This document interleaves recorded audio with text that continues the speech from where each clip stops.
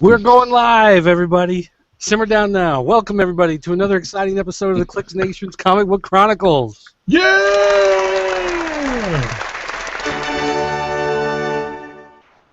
As you may or may not have noticed, I am not Tim D-O-double-G.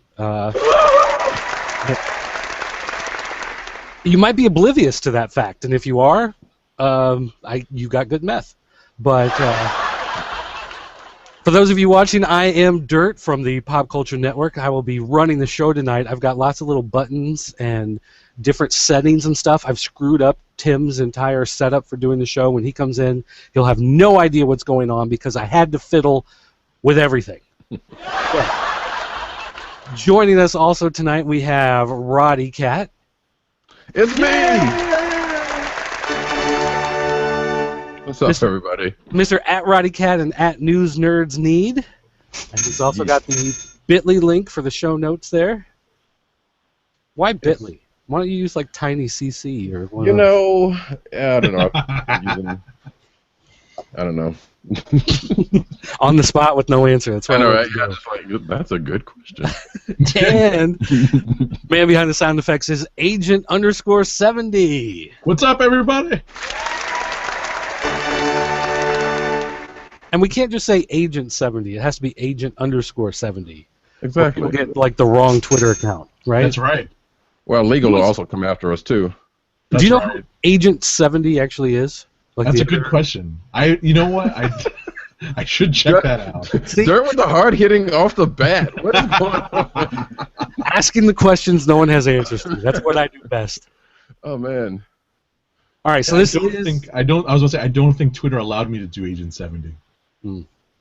But yeah, they don't want you to try to pass yourself off as a government employee or something. Exactly. Right now. Yeah. All right. This is episode 155 of the Click Nation's Comic Book Chronicles. And if you want to catch this show live, you don't have to worry about the crazy invitation links that we tweet out every week. You can just simply go to theclicknation.com/live, and you'll see the link to YouTube embedded there in the page, and you can just watch it streamed directly off the Click Nation website.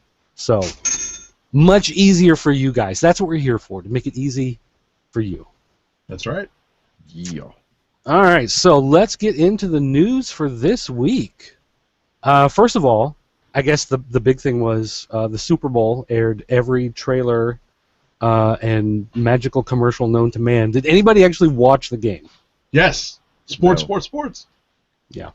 Foosball. Yes, I'm the resident sports guy here on the Click Nation's Comic Book Chronicles this week, and I did watch the game. Congratulations to Peyton Manning on winning his second Super Bowl. Congratulations to the Denver Broncos. Other than that, we did see a bunch of these trailers that you mentioned. It was a lot of fun trying to catch them. I was mentioning earlier, just before the show aired, that the Captain America Civil War trailer that aired very early in the broadcast. And luckily, if you were tuned into social media while you were watching the game, they tweeted out and published links to the full trailer pretty much simultaneously with the showing on the CBS broadcast. All right, so, Roddy, since you did not actually watch the show, have you gone through and watched any of these spots online? I did. I think I watched all of them with the exception of the Deadpool one. The Civil War was pretty good. It had a couple of new clips of things. That Hulk Ant-Man commercial was slightly weird, and I think it was pretty funny. Yeah, it was amusing. I was like, all right, that's novel, sure. The Batman Superman. Well, just go ahead and with the trailer. The Batman Superman trailer was actually pretty good in spices, except for the weird music they had going along with it, because it was kind of different from the music they've been using. So they just kind of went full rock, whatever with it. And I don't know if it needs that kind of. Are we talking about the trailer that dropped today, or the Super Bowl commercials that were basically pseudo commercials for Turkish Airlines? Well, so I'm talking about the one today.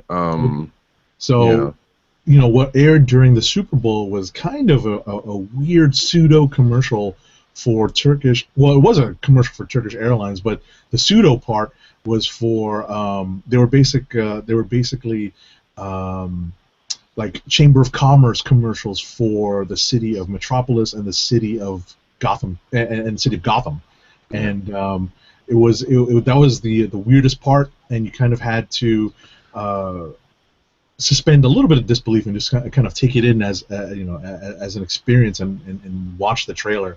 Both trailers were fairly. I think they seemed fairly familiar. There was some new footage.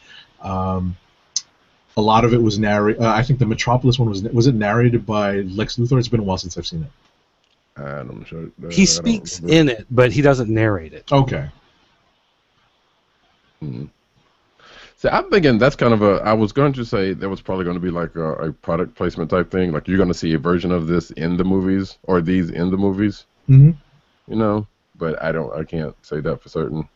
Especially the way they were laid out, I kind of doubt it. I mean, it was, I guess, nicely done for being, Well, it could also be one of those things like on the TV in the background in some, like they're sitting at the airport waiting for something, or they're in the Daily Planet and walk past the TVs and you see the commercials, Yeah. So I watched, I don't know, maybe 20 minutes of the actual game. I got invited to a party, so I went there for halftime and ate a bunch of snacks and then left. So nice. Because that's how I roll. But I didn't really see any of this stuff as it aired, so some of it I've watched online. But, I mean, for the most part, I guess I've just gone through enough TV shows and enough movies that I don't... If I'm in the movie theater and the trailer comes on, I'm like, oh, cool. But otherwise, I don't really go out of my way to hunt the stuff down anymore, because eventually the movie is going to come out and I'm going to watch it. I don't get all that hyped up for them anymore. Yeah, and it kind of depends on the movie, because like Batman Superman, for me, like just like I was saying, the trailer that happened today actually sold me a little bit more on it than the past few trailers, and I think that's a few people had that same thought. But outside of that, you don't really need to see too many commercials to kind of get the gist of things. Well, and also, I think it was different, 20 years ago when we're growing up, because there would be one big movie a year, and you would get like the one Star Trek movie every 4 years or whatever. And now it's like this constant churning. Like there's 4 giant genre movies every year. There's all these TV series. There'll be smaller movies that come out with these characters, and I don't know. It's just, I guess, oversaturated to the point where I don't get too excited, because if I get excited for one, it's 5 movies down the line. I'm going to have so many other things coming before that it just doesn't seem like it's worth getting that hot and bothered about because of all the stuff that's barreling down the pipe. Sure. A different aspect of that also is we have access to it online right after. There was a time when you had to absolutely have your eyeballs tuned to the game, or at least to the commercials, to be able to see these, these trailers. So, nowadays it's just, just kind of waiting for it to drop, and then you can watch it online, and it's in its full, regalness. So, I actually wanted to mention the one commercial that caught my attention more so than Batman vs. Superman or Captain America Civil War was the Teenage Mutant Ninja Turtles 2 spot. I thought you were going to say the Super Bowl babies. No, not with the puppy. No, that was the Super Bowl babies with the choir. No, puppy monkey bee. Oh, jeez, stuff of nightmares. But no, the Teenage Mutant Ninja Turtles 2 spot was pretty informative and entertaining to to anyone who grew up a fan of the cartoon from the late 80s. They showed off a lot of the characters who were crossing over into the film world, such as, spoiler alert, Krang, and we already knew about Bebop and Rocksteady, but to see Krang and this particular movie version of the character and his robot body was pretty entertaining. Yeah. I'll probably have to. I haven't watched that one, so I'll have to go and watch that one later. I'm sorry. I'm glad I rang the spoiler bell, but well, no, it's like I said. I'm not that worried about stuff because there's just so much of it, and it's always coming. Yeah. Gotcha. The only thing I was kind of expecting out of that spot was somebody having a ringtone with the show tune, like deet deet deet deet deet deet deet deet, and that didn't Yeah, happen. that's probably Like, gonna 'cause happen. with everything that was going on in that thing, Right, or there'll be an arcade that they come into, like old school arcade, where the full right? controller game is going to be there, and kids are going to be playing it because Well, no, because that was very heavily influenced by the cartoon. yeah, except for Konami's gone down the tubes, and they probably wouldn't allow it to happen. So All right. Well, Moving on. moving on from trailers, we had lots of other stuff going on. Apparently, it looks as if Deathstroke will not be returning to Arrow. There was a Tumblr question asking if Deathstroke or Ollie's former stepfather Walter Steele would pop up in season 4, and Arrow producer Mark Guggenheim admitted that the character of Slade Wilson is currently tied up in another DC project. Which project? I mean, that sounds like it would be a Suicide Squad one, unless they're just going to go strictly with a Deathstroke one, which, sure. But, you know, and when I first read about this, I was thinking, like, wait, they just didn't, they have something against Manu Bennett? Because they made it sound like, nope, we don't want him coming back as the character at first. Because I know he had been, they had been talking some mess, like, a while back after the last time his character was on, about, you know, wanting to be on or something. But no, just that Slade Wilson is currently tied up in another DC project. As far as I know, he's not announced in Suicide Squad. Right. But I guess he could be one of those mystery characters that appears in there. Right. Or he'll show up in Batman, Superman, or something. Yeah, like everybody else under the sun is showing up in that movie. Right. But we'll see. Other news, CBS has named Brian Fuller as the Star Trek new series showrunner. Brian Fuller actually worked on Deep Space Nine and Voyager back in the day. Mm-hmm. So he's got cred. Yeah, so being the showrunner here. And this new Star Trek series is going to be new characters and adventures independent of the core franchise. So this is not the Enterprise. This is not going back to Deep Space Nine or Voyager. This is nothing we've seen before. It's going to be a new section of the universe. Which is probably what it needed. Probably. Let's see. Netflix released the first image with the new upcoming Voltron series. And we've got it right here if you want to take a look. You can just kind of see the shadowy image of Voltron there in the space clouds. But the new logo, streamlined, more electric, and Detroit heavy metal is what comes to mind there. But if you look at the Voltron robot back there, you can see a lot more curves than what he typically has. He was very boxy back in the day, and this shows him looking more like maybe he did in the Voltron Force cartoon. Mm-hmm. But this is supposed to be a relaunch, so not connected to any of the other series, so we'll see what happens. But that is that as far as that goes. Dio Del Toro, don't mess this up. Yeah, right. Yeah, good luck. Yeah. James Gunn has said that Guardians of the Galaxy Volume 2 will have no Thanos or Infinity Stones. Which don't really need to, since they're going to be in Avengers. Exactly. I think they're saving it. They don't necessarily need. They'll probably reference it at some point, but it won't be heavily featured. Right. Oh, it just seems like that's been so much of the background of the movies for so long. Mm. And especially with that one being in space, you would think that there would need to be. But, I mean, I guess, whatever. Let's see. Grant Gustin reveals our first look at Flash and Supergirl crossover. He Instagrammed a picture of the two actors on set together. So if you want to jump on Instagram, you can check that out. We have news that Star Wars Episode 8 has officially begun filming. So there you go. If you live in New Zealand or where are the other places that they're filming? Wherever else where they film the 19 other locations where they're filming worldwide.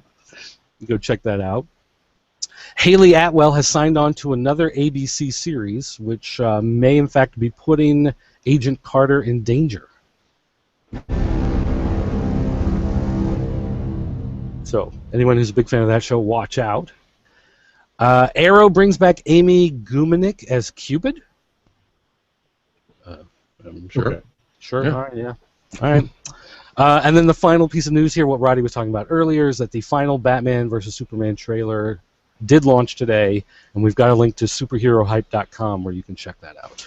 When is this movie opening again? I should know this by heart. March? That is not June? so. That is. Wait, yeah, March 25th. Yeah. Oh, that's right. That's my sister's birthday. I should remember that date. Seriously, guys, that is not that far away anymore. It is February 11th. Holy We are cow! almost in it. Ooh, So any Deadpool. extra thoughts about it? When's Deadpool? This weekend. Yeah, Deadpool. That's right. Oh, Tonight at midnight, isn't it? Yeah, probably. Yeah, you're right. And I guess if any of us will have watched it by next week, we will have some thoughts about it. Yeah, I've got plans to watch it on Saturday, so hopefully it's as entertaining as the reviews make it out to be. All It's right, got a Internet. good buzz. Internet, you have one job to do this weekend. One job. And that's Deadpool. And that's what? Nothing. Oh, nothing. I have seen some legitimate hype for it, so I'm really kind of curious as if it's going to make that hype. No. One thing I think it's safe with this movie is that there's probably not going to be a spoiler problem with this movie. I don't feel like there's really anything other than maybe a surprise character appearance that someone will blow, but otherwise I don't really think there's anything you can spoil in this film. Deadpool is not a franchise built on secrets, and the X-Men movies never really had that issue, so I don't think a spoiler problem is going to happen with the Deadpool movie, but yeah. I mean, I guess we'll see. Yeah, not a very family-friendly character either, so that's going to be amusing if someone goes into it thinking otherwise. It'll be like the South Park movie where there's going to be a parent or two dragging their kid out as soon as possible. I'm wondering, is this going to be? This could be one of the first situations where someone's going to come out and say there was no trigger warning. And I didn't know what to do. He said bad words, and he did things, and I was uncomfortable. I mean, I need a safe space to see my movies. I mean, that happens. I would not be surprised, but there's always going to be something like that. Jeez, do people actually talk like that outside of the damn hipsters? Not necessarily like that, but yeah, there has been some. There's been a lot of trigger warning, and which is necessary. So we don't want to belittle it, but belittle it. Yeah, we do. Yeah, we do. I will relentlessly. It's a legit thing. Come on. No, it's not. Trigger warnings. I'll give you a goddamn. It just gets overused a little too much. But that's here's the trigger warning. You left the house. Mm-hmm. Done. All right, before we get any angry emails, let's keep going. No, please send all the angry emails to dirt at popculturenetwork.com. The views expressed herein are solely the views of _dirt and sometimes at agent _70. All right, let's get into an advertisement. Ladies and gentlemen, this episode of the Comic Book Chronicles is brought to you by a blank screen. It looks like my picture went away. What happened? There it goes. Is that gonna... I don't know. You're flickering there. Is it back? Is it gone? Yeah, there we go. It's back now. Yeah. Okay. All right. This episode of the Comic Book Chronicles is sponsored by Busted Tees, your home for funny, awesome, cool T-shirts that are sure to get your friends' attention. Busted Tees put many of their popular shirt designs on sale each week. You can choose from several eye-catching T-shirts inspired by pop culture, such as BB-8 like Thumbs Up and Droid Evolution from Star Wars The Force Awakens, Rick and Morty, which is Rick and Morty as Legos, Bernie Larry 2016, pretty good from Curb Your Enthusiasm, or Samojis, the many faces of Samuel L. Jackson as emojis, which would probably break my phone if I were to try to use those. To help keep our podcast free, order your Busted Tees by going to cspn.us, that's cspn.us, and then clicking on the Keep Our Podcast Free link. Click on the Busted Tees banner and then shop for awesome T-shirts. Busted Tees through cspn.us. Do it today. Cool. All right, I'm done. Oh, there's my Twitter. Stop. Go away. Don't show my Twitter. All right. All right. Problem with screen sharing. Okay. Comic news. Looks like Marvel is going to be launching a Daredevil Punisher crossover coming in May, and this will coincide with the Daredevil series premiering on Netflix with the Punisher appearance.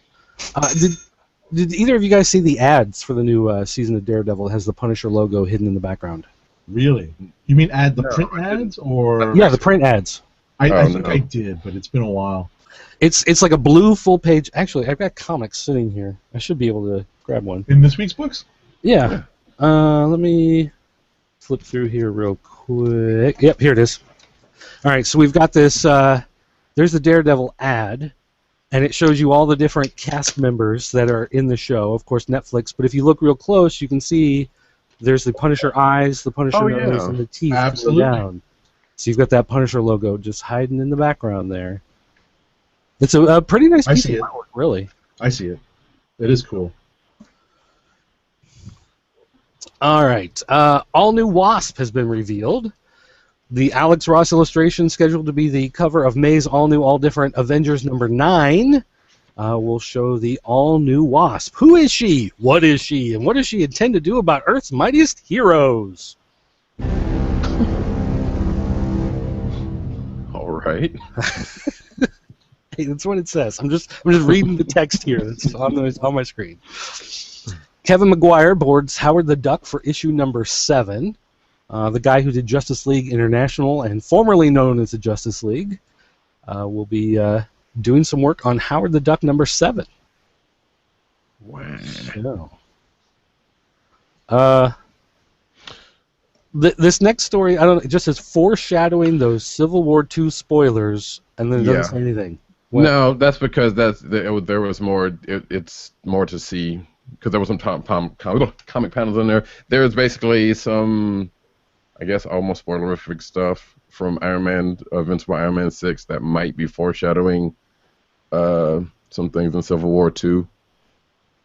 And that's all that needs to say about that because, like I said, there's a bunch of comic panels for the most part. But the next one should cover some ground. Okay. So Mary Jane dons the armor on Invincible Iron Man #9 cover. So Civil War II heats up this spring. Mary Jane Watson will cross paths with Tony Stark in Invincible Iron Man 9, and from the looks of a newly revealed cover, she could be trying on an Iron Man suit for the first time.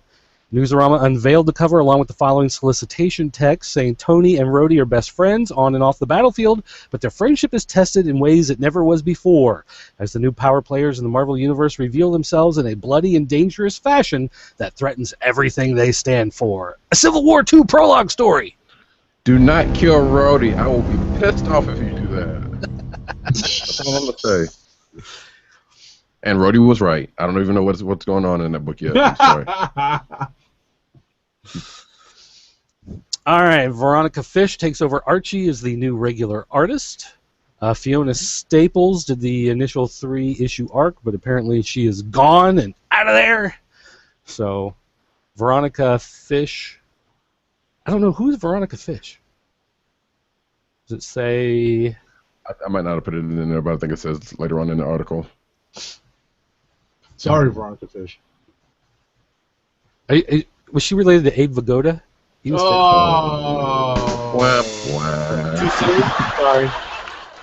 Well, I know she's done some Archie work. But yeah, I don't know. It doesn't really say what else she's done. All right, we've got the Dwayne McDuffie Award for Diversity nominees for Long Beach Comic Expo. This is the second annual Dwayne McDuffie Award for Diversity in Comics. Nominees are Andre the Giant Closer to Heaven by Brandon Easton and Dennis Meadry. Fresh Romance, edited by Janelle Asselin? I think it's Aslan. No, it's not Aslan. It can't be Aslan. I think. I don't know. I don't know. How dare you? I apologize. Nah, hey, I apologize to her if it's wrong. Moon Girl and Devil Dinosaur by Brandon Montclair, Andy Reeder, and Natcha Bustos. Ms. Marvel by G. Willow Wilson and Adrian Alfona, and Zaina by Gene Barker and Joey Granger. Probably the only one I haven't heard of in that list. This is the last one. So Andre the Giant is because he's French. Does that make him diverse? It might be the creators.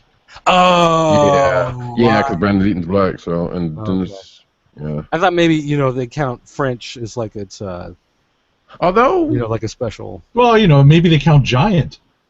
Oh, giants! Yes, there are not enough giants in comics. but They've hey, got good luck to little everybody. people. So They've got Little People, Big World, but they never have Big People, Little World. That's How come right. we haven't seen that show? All right. and there you go. Hey, wait, before you go on, have you either of you read that? Because I know you Dirt are a wrestling fan. Yeah, Andre the Have you Giant. Yeah, I read Andre? that. Yeah. Yeah. I read parts of it.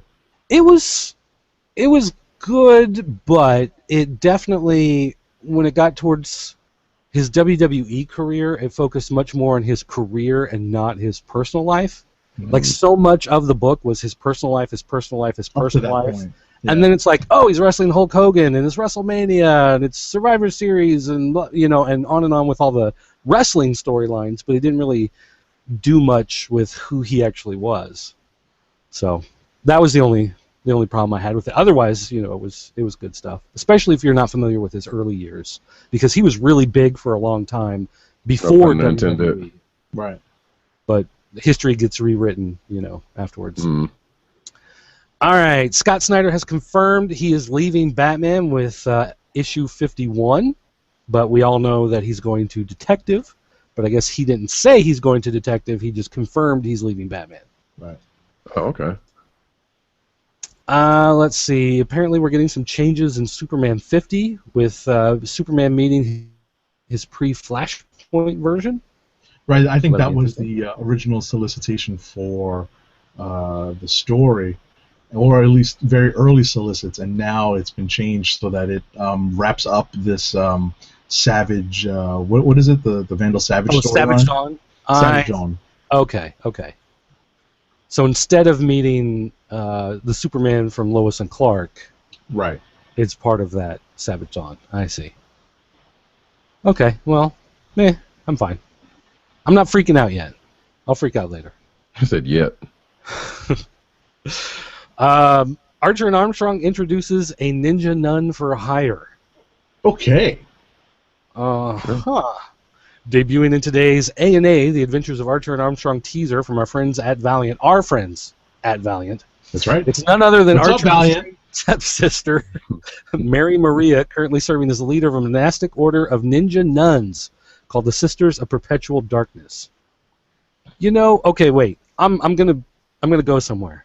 This week saw the launch of Badger #1 from Devil's Due First Comics, which is a relaunch of an old series that was from either Eclipse Comics or the old First Comics. I don't remember.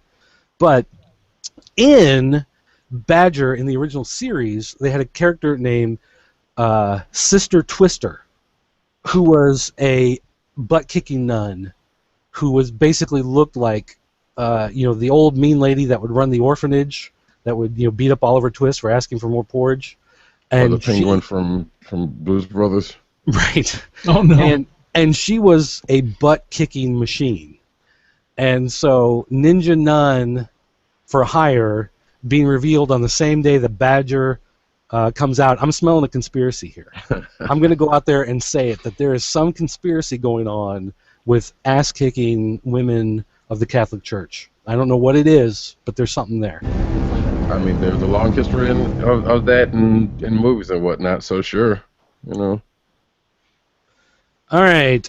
Now anyone can be the Black Panther as long as they're age 4 to 6. Ahead of the new Captain America Civil War movie, there's some new merchandise being created for the kids alongside it, including, I guess, apparently a Black Panther costume for small children. Sure. But no adult costume for Black Panther? There probably is, but it'll probably be dropped around Halloween time. Yeah. Because if kids dress up as a costume, if a 6-year-old puts on a costume and runs around in July, it's no big deal. But if I do it, suddenly police are called. I don't understand how that works. I mean, given some news in the last couple of weeks, yeah, that's probably true. And finally here, Jimmy Palmiotti and Amanda Connor have announced that Starfire is being canceled. at DC. Right. Which from this article, it basically said that yeah, they only had plans for 12 issues anyway, and they were not going to be on the book anymore. Right. Yeah, so it was pretty much written already, like when they made the deal, and wherever she shows up next, which sounds like she will, is going to be wherever, and then they have another project coming up. So.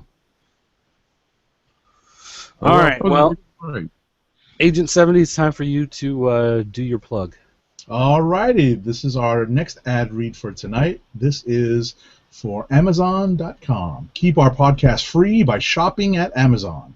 Visit CSPN.us, then click the Keep Our Podcast Free link at the top of the page. From there, scroll down and click on the Amazon link to shop. Purchase items from Amazon as you normally would, whether it's books, comics, music, electronics, jewelry, apparel, etc. For every purchase made on Amazon through our link, Amazon sends the CSPN a payment, ching ching, that helps keep the Comic Book Chronicles podcast free for our listeners at no extra cost to you. Amazon.com through CSPN.us. Do it today. If you shop at Amazon often, remember to bookmark the link or add it as your homepage so that you can help the CSPN each time you order. We thank you for your support. All right. Well, now we can do some comic book reviews. Comic book reviews. Anybody want to get started? Anybody have a book that they're just chomping at the bit to get to? Not so much. I had like a fairly, up and down reading experience this week. So. All right. I'm going to pull one out then. I'm going to start with one. And Agent 70, I want you to tell me why you hated Batman this week. All right. So this is the big book of the week, I think, because this is leading straight into the... I'll ring the bell, but I think everyone knows what's coming. Leading into the re-emergence of Bruce Wayne as Batman. And what I think threw me off when I was reading this book were the repeated references to the various iterations of Batman throughout the DC multiverse. And...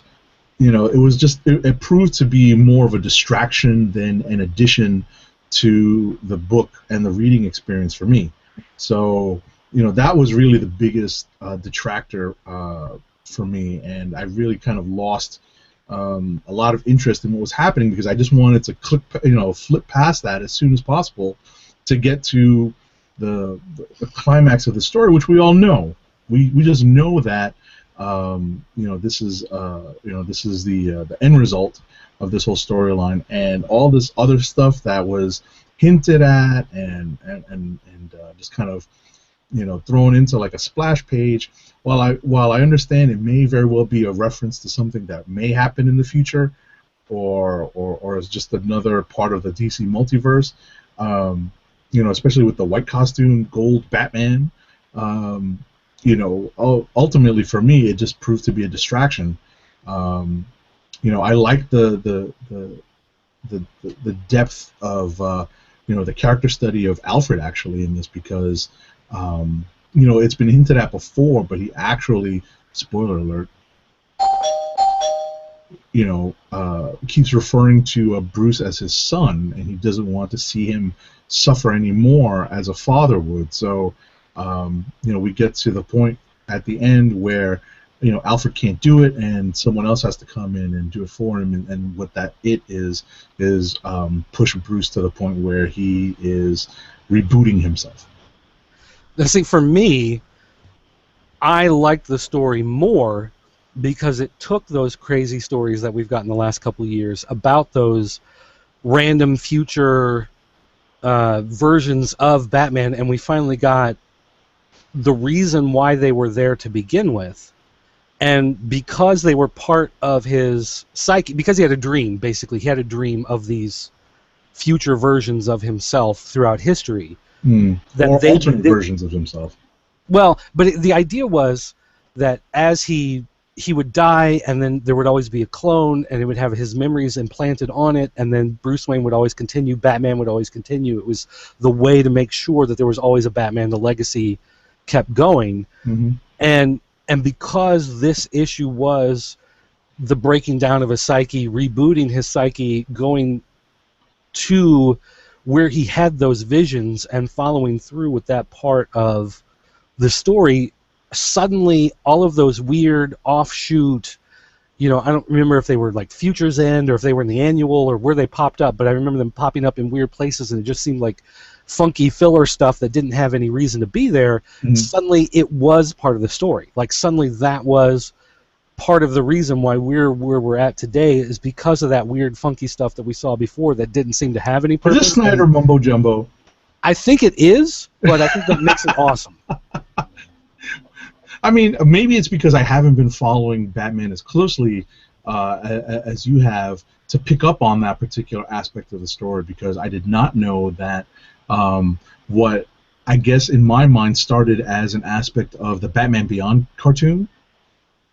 Do you remember that, Dirt, where they talked about how Bruce Wayne had kind of created a system so that his DNA would be passed on, and like the Batman, there would always be a Batman in Gotham City, and I guess that was picked up on in this. Yeah, and I guess that would make sense with them bringing Batman Beyond back into the DC universe proper, right, with Future's End and all of that. But I mean, you can say that this is Snyder mumbo jumbo in the same way we had the Hickman mumbo jumbo, because I really like the way the Hickman stories would take snippets of something that happened a year before, 2 years before, that didn't seem like that big of a deal, and now rework it in as being a key part of the storyline. Right. That's the same thing that Snyder has done here. Some of the stuff that you've seen in the past that you thought, like the Future's End, I think it was the Detective Comics Future's End one, was this random, Batman part of the League of Assassins in the future and like this weird desert world, and you're like, well, why the heck am I reading this? Like, that was interesting, I guess, but this doesn't seem to have anything to do with the story. And now we see, well, it does. It did have part of the story. Maybe not as this is the actual future of Bruce Wayne, but this is the vision that he had of the future and how he was working to make that vision come true. And whether he succeeds or not is a different story and a different question, which of course it never does. But the fact that he was able to take those things and work them into the story and make them quote unquote real is what I really enjoy about the story. And I've enjoyed, Jeff Johns did that with Green Lantern, with all of his Green Lantern stuff. He'd pull the most random, 70s crazy backup from an annual story and turn it into one of the key moments in Green Lantern history. And, Hickman was doing it with his Avengers run. Snyder's doing it here on Batman. That's the stuff I like, where the longtime readers who have, gone through everything are getting rewarded with these payoffs to these old storylines. Gotcha. So for me, this is, we're opening up the show. Payoff. Right. We're opening up the show, but this is easy for me. This was my click of the week. Okay. Nice. I said it was melodramatic to a fault. You're fired. Ah! All right, who else wants to go?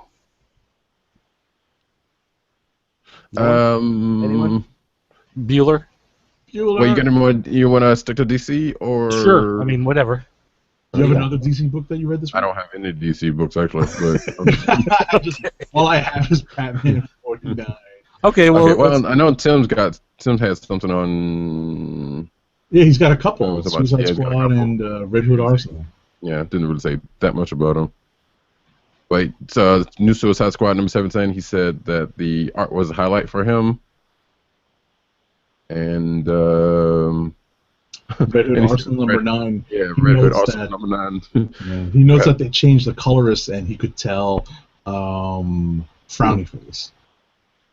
That's frowny face. That is a weird thing to pick up on, but that's something that we've actually talked about colorists quite a bit over the last year. Sure. And it's a weird thing to pick up when a colorist switches on a book. But I have noticed, like Cyborg, the last issue of Cyborg, the colorist on that was not as dynamic and vivid as we've seen on that book, and it really did, in my mind, hurt the book to have the colorist that wasn't as detail oriented as what we've seen.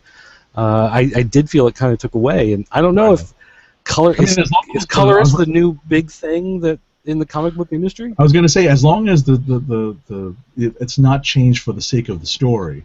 If it's just changed because it's just a different person, because of personnel, and the artist, let's say the penciler and the inker have remained constant, but the colorist is changing, and the colorists, the change in colors, creates a different dynamic for the book. Did I just erase Tim's notes on that? Yeah. Just hit undo. It's all good. It's freaking hysterical. Control Z. Hit Control Z and it undo your. It undoes or it undoes. It does. Aha! So anyone who's following along with the show notes just saw me fix my boo-boo. But one thing.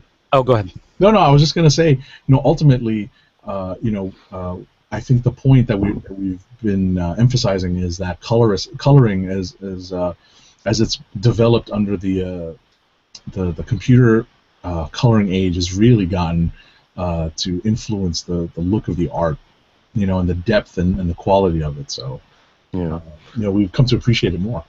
Yeah, and I guess as we have seen with the examples we have, it does make a difference, because if you're used to one style and if you're actually paying attention to it, then if it changes all of a sudden, like I know we've had plenty of instances it was like, well, the artist changed, and you could tell because it's a totally different art style, and coloring is different, and whether it was done for stylistic purposes or just because the person wasn't there or something, it does make a difference. And even with the coloring, because you can notice some things that are off or better. Sure enough. Depending on which way it goes. I did also read Batman Superman this week. This was another DC book. The story that's been going on in Batman Superman has been outside of the current continuity of Batman and Superman. So this is fully powered Clark Kent. This is Bruce Wayne as Batman. And this was your giant alien dies in space. Superman and Batman go to investigate. You've got crazy sci-fi elements. You've got funny, witty banter between the two characters. This has just been a fun, good story between Batman and Superman. We got an appearance of Lobo in this issue, and it's funny because they made Lobo. His appearance in this one is kind of a mash of the classic Lobo character and that new Lobo that they tried to reboot and bring out. Lobo. And they kind of smudged them together, so you're not really sure which Lobo this is supposed to be, and this may be the new status quo. I don't know that. The new hipster Lobo just now has wild hair, so he can pass for the old Lobo if you need him to, but he can be the new Lobo if you want him to. But it's a good story. It's a good, kind of classic superheroes.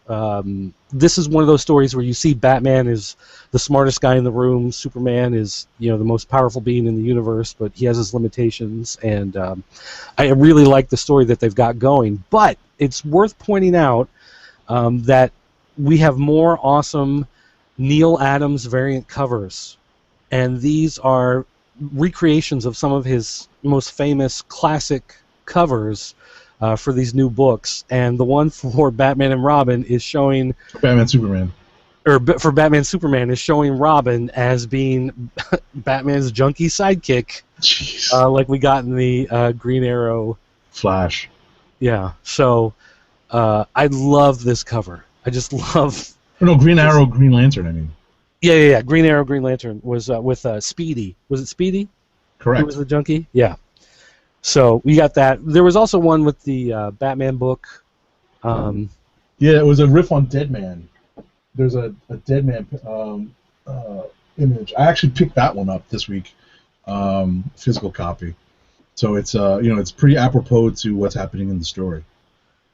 But all of these variants, these Neil Adams variants, are just fantastic. And Marvel actually has some Neil Adams variants this month as well, except their variants are, I believe, 1 in 25.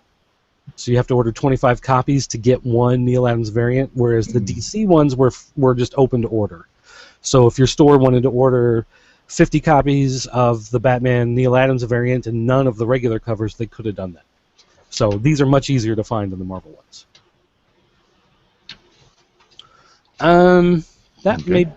be all I have for DC. All right. Well, then, if that's the case, you got anything, Agent 70? DC? No, all I read was Batman. Okay. Well, then let's go to Star Trek Starfleet Academy #3. Go ahead and get that one out of the way. Okay. So we have a continuation of the story where it's in two different. Well, it's in like 3 years apart. We have the crew that we know from the J.J. Abrams Star Trek, still as cadets. Uhura is trying to look into a missing ship that went. Well, a ship that went missing about 100 years prior, which led to the formation of Starfleet.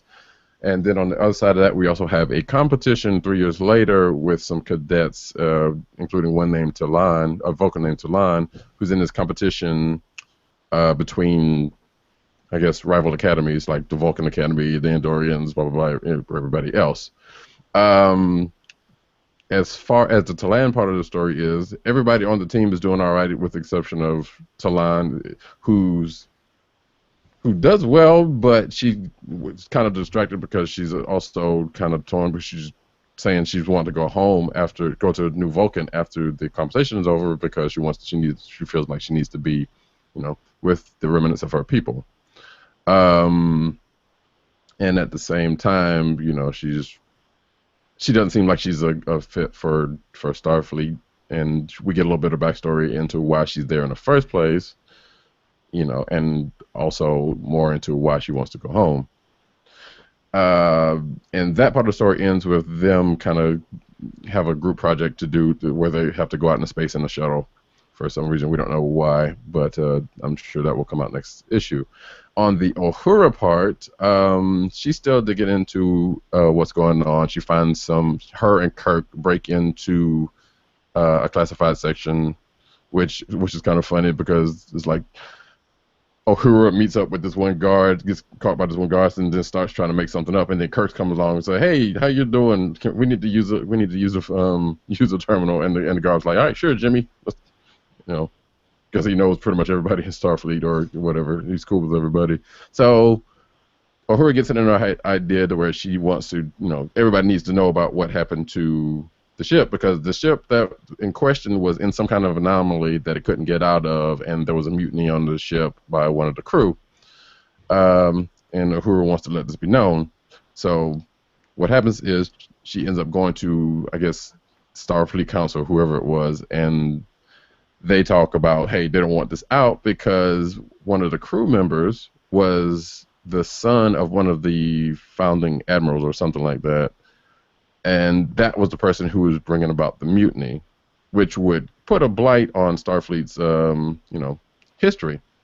So I think at the end of that story, we kind of get to where they're come to an understanding about it, and I think Spock shows up some kind of way.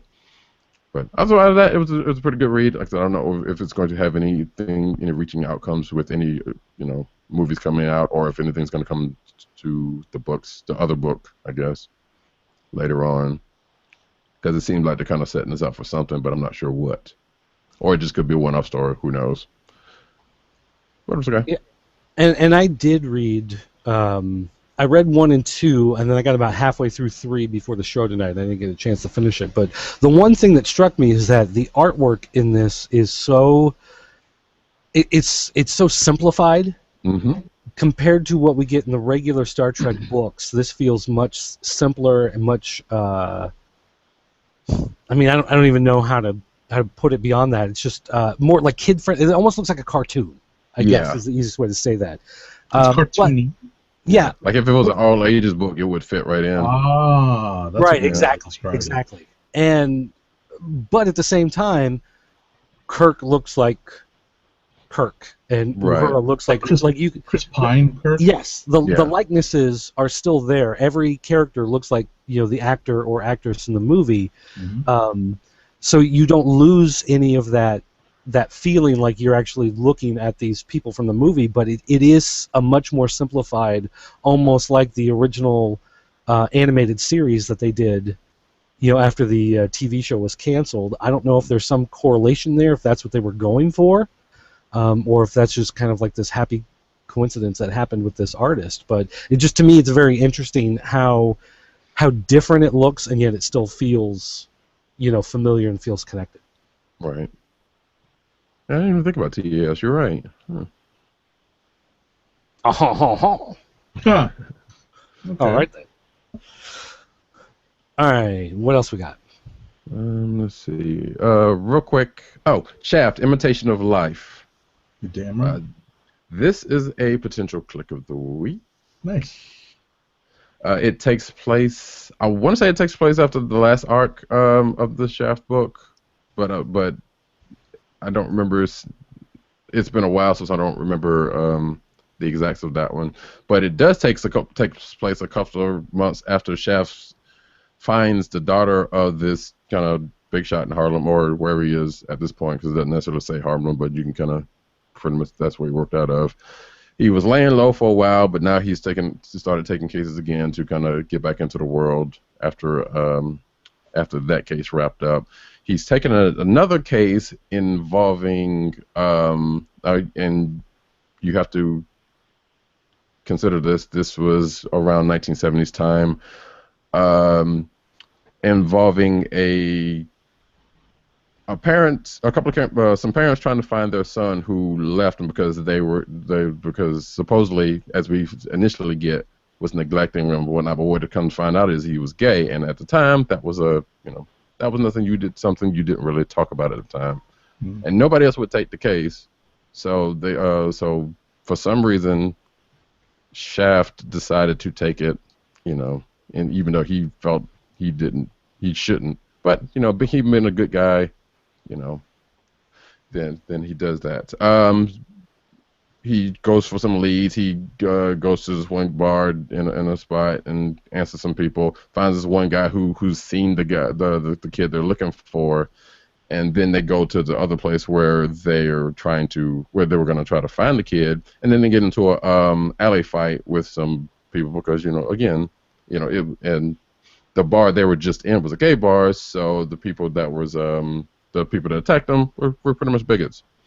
They took care of that, and the other kid that the Shaft was with got hurt, and they took him back to his office, patched him up, and they started talking a little bit, and that's where the issue ends. Except for you see a couple of side shots where you see the other kid that they're looking for looks like shooting up dope, and it seems like he may be no longer in the picture, or just severely compromised. One of the two, but we won't find that out until the next issue. Like, I am so far as the book keeps the tone of Shaft, and the artwork is great. David Walker who did the last arc is doing this with the writing, and like you can tell, who's also done some Shaft art, Shaft novels. He has put the time and the work into this, and it's a great read because you're basically telling it from Shaft's inner monologue, which apparently has been done in any of the novels, any of the old novels rather. But it's a nice take on it, and it seems true to the character. So, cool. If you're a fan of Shaft, pick this up. You'll appreciate it. Cool. Okay. Let's see. Should we move over to Marvel? Actually, let me throw one out real quick. Hey. We're down towards this part of the alphabet. We have Tinker #1. This is from Overground Comics. This is the same comic book company we talked about a couple weeks ago that did Plus Ultra #1. And in this book, you've got a young girl who's an inventor who creates these power gauntlets that's supposed to give her, almost like Iron Man repulsors that she's trying to build. The problem is every time she uses them, she passes out. And so there's a comedic tone to the book. The artwork that you see here on the cover is basically what it looks like on the inside. It's much more of a cartoony, funny type look to it. But it is set in the same universe as the other books. So there's a company, Hero Corp, and they are the ones who basically, turn people into superheroes, give them powers, augment their abilities, whatever.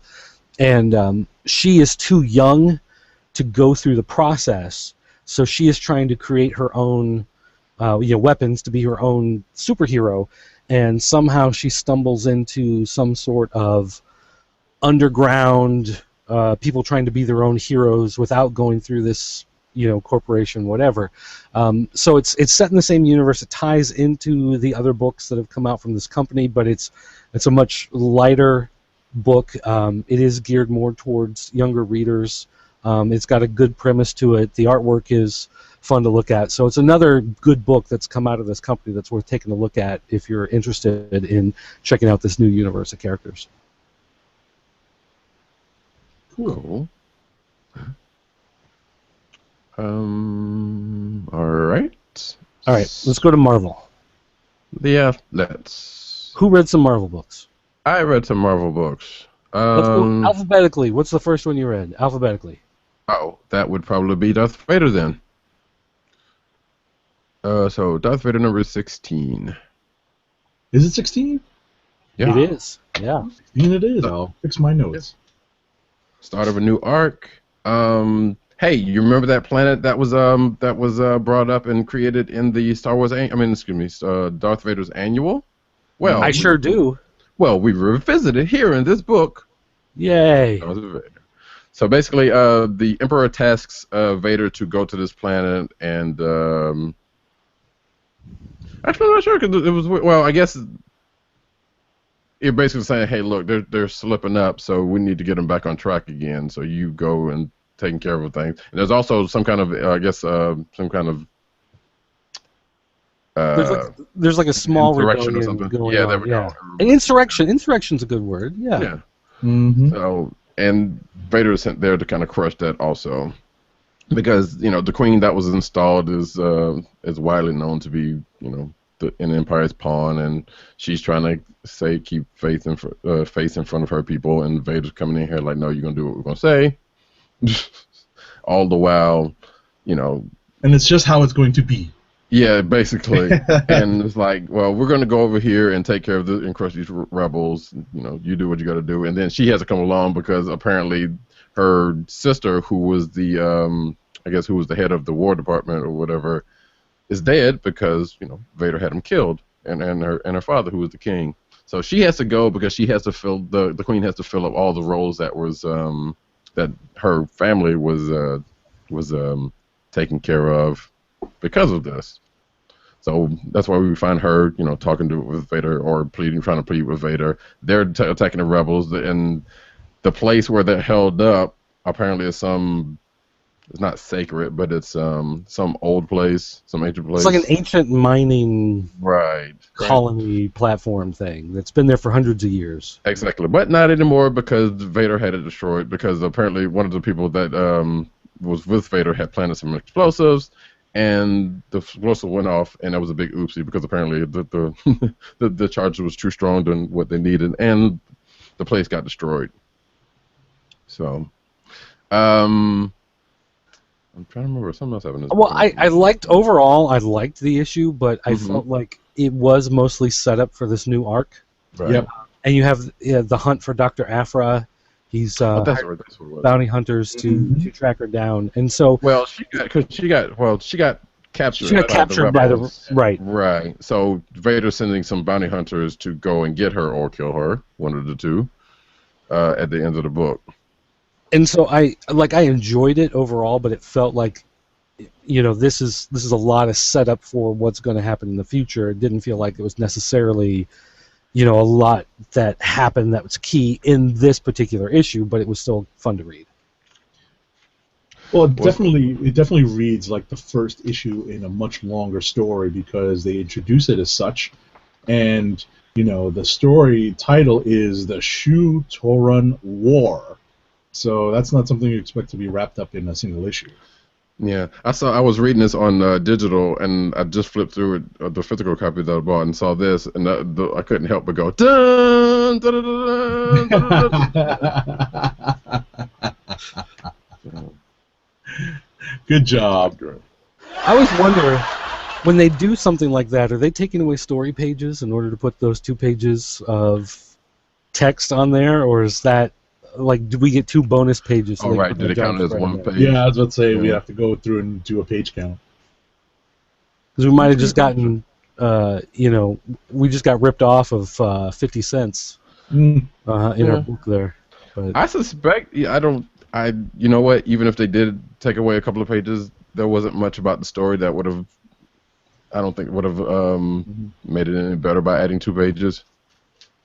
Because it was just kind of like, well, I mean, true, but it's just like, hey, this is what's going on, and we're going to keep going with this, you know?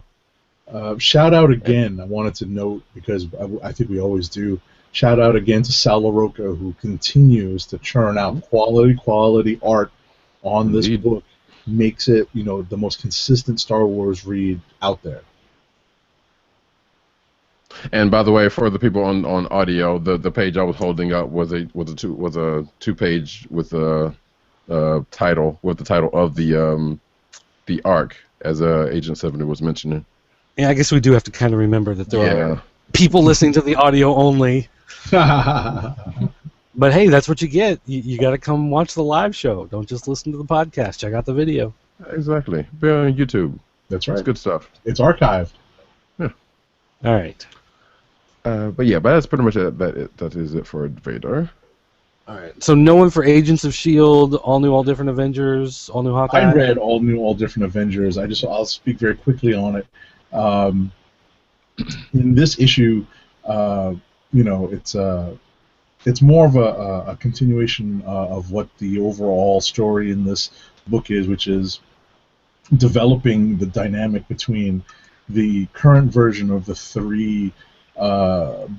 big three of the Avengers, namely Captain America, Thor, and Iron Man, and the new kids on the block. Not Donnie Wahlberg and I forget all the other people in New Kids on the Block. All the others. And Joey the fat one.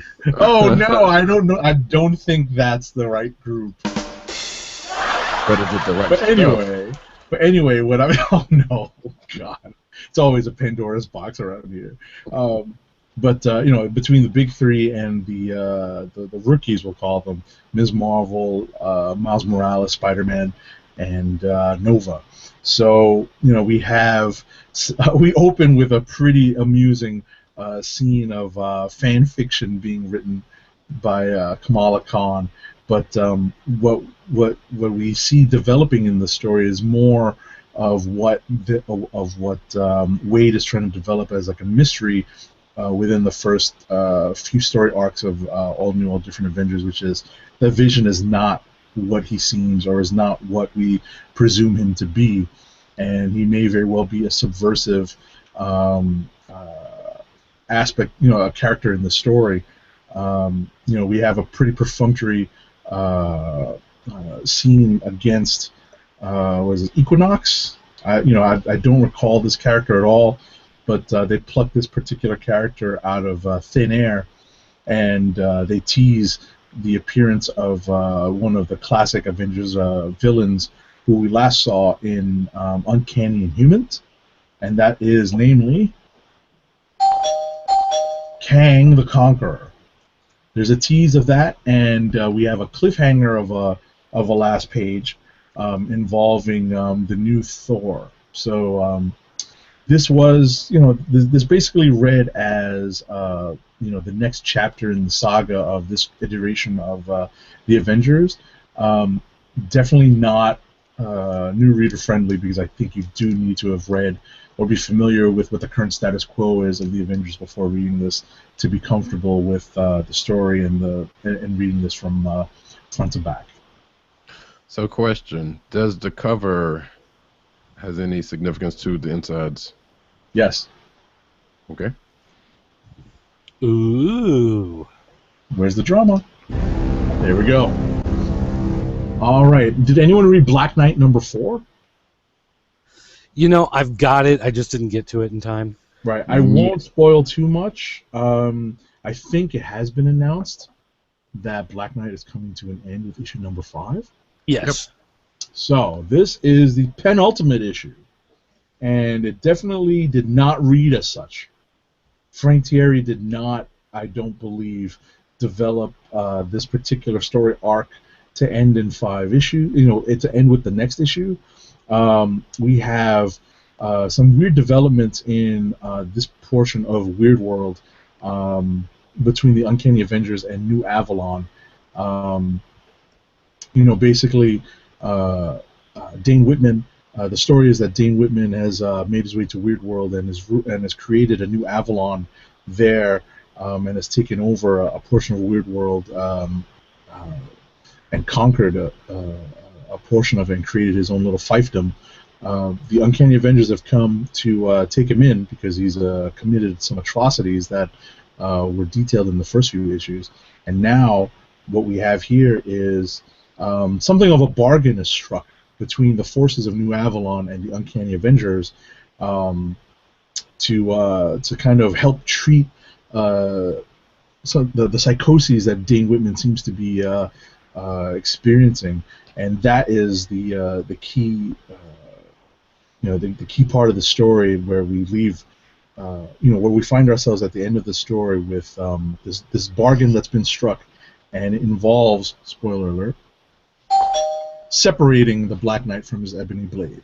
And if you're familiar with the mythology of this character in the Marvel Universe, you have an understanding of what that might mean. Again, this story does not read like it is the penultimate chapter in this story.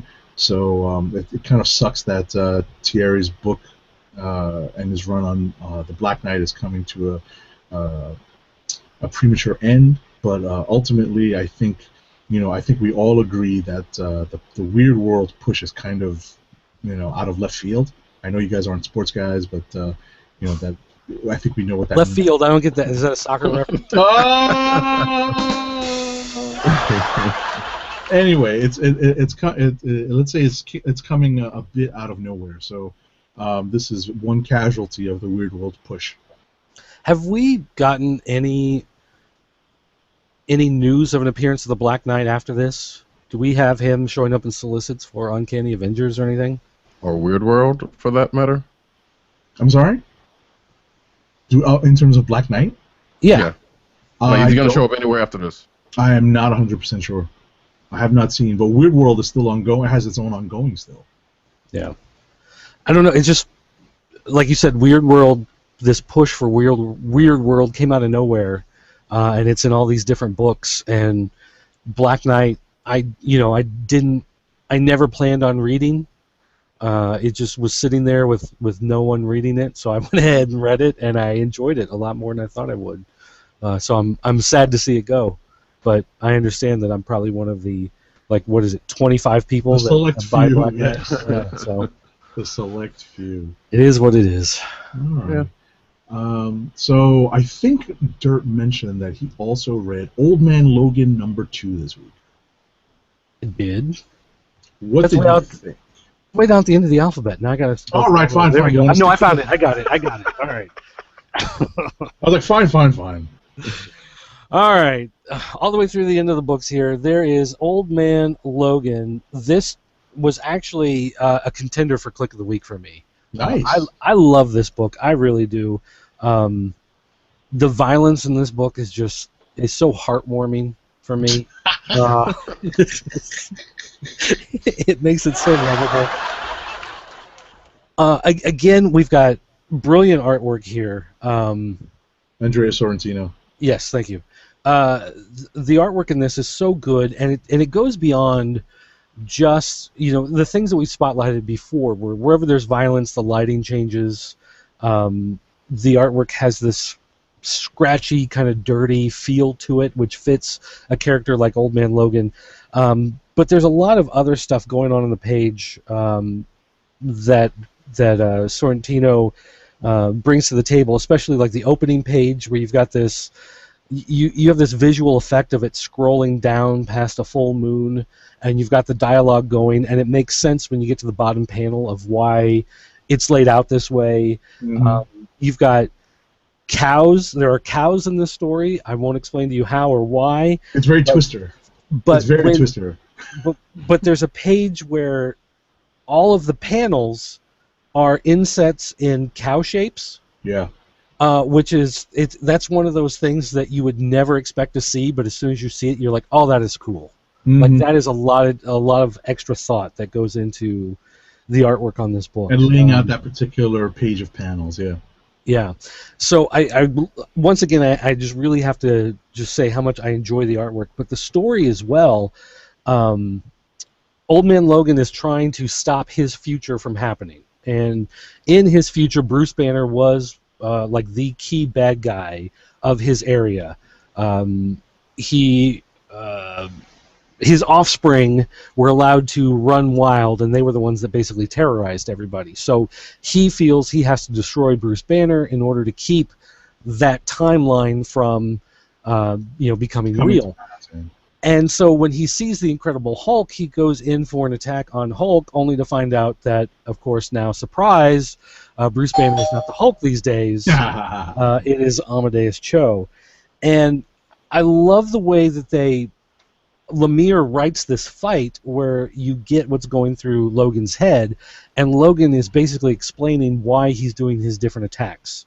He's attacking the leg. He's making sure he's distracted. He goes for this move. He's going to come up behind him and try this, and on and so forth. And it makes it so much more than a lot of times we get a fight between two characters, and you just see, it's a punch, and then he throws them through a building, and then they fall into the sewer, and then he picks up a car and throws it. And this actually gives it much more of a context of explaining why he's doing certain attacks and how he's trying to break him down. And then when he comes to the eventual revelation that this is not Bruce Banner, then that changes the course of the story. So I just enjoy... and then even at the end, he goes to...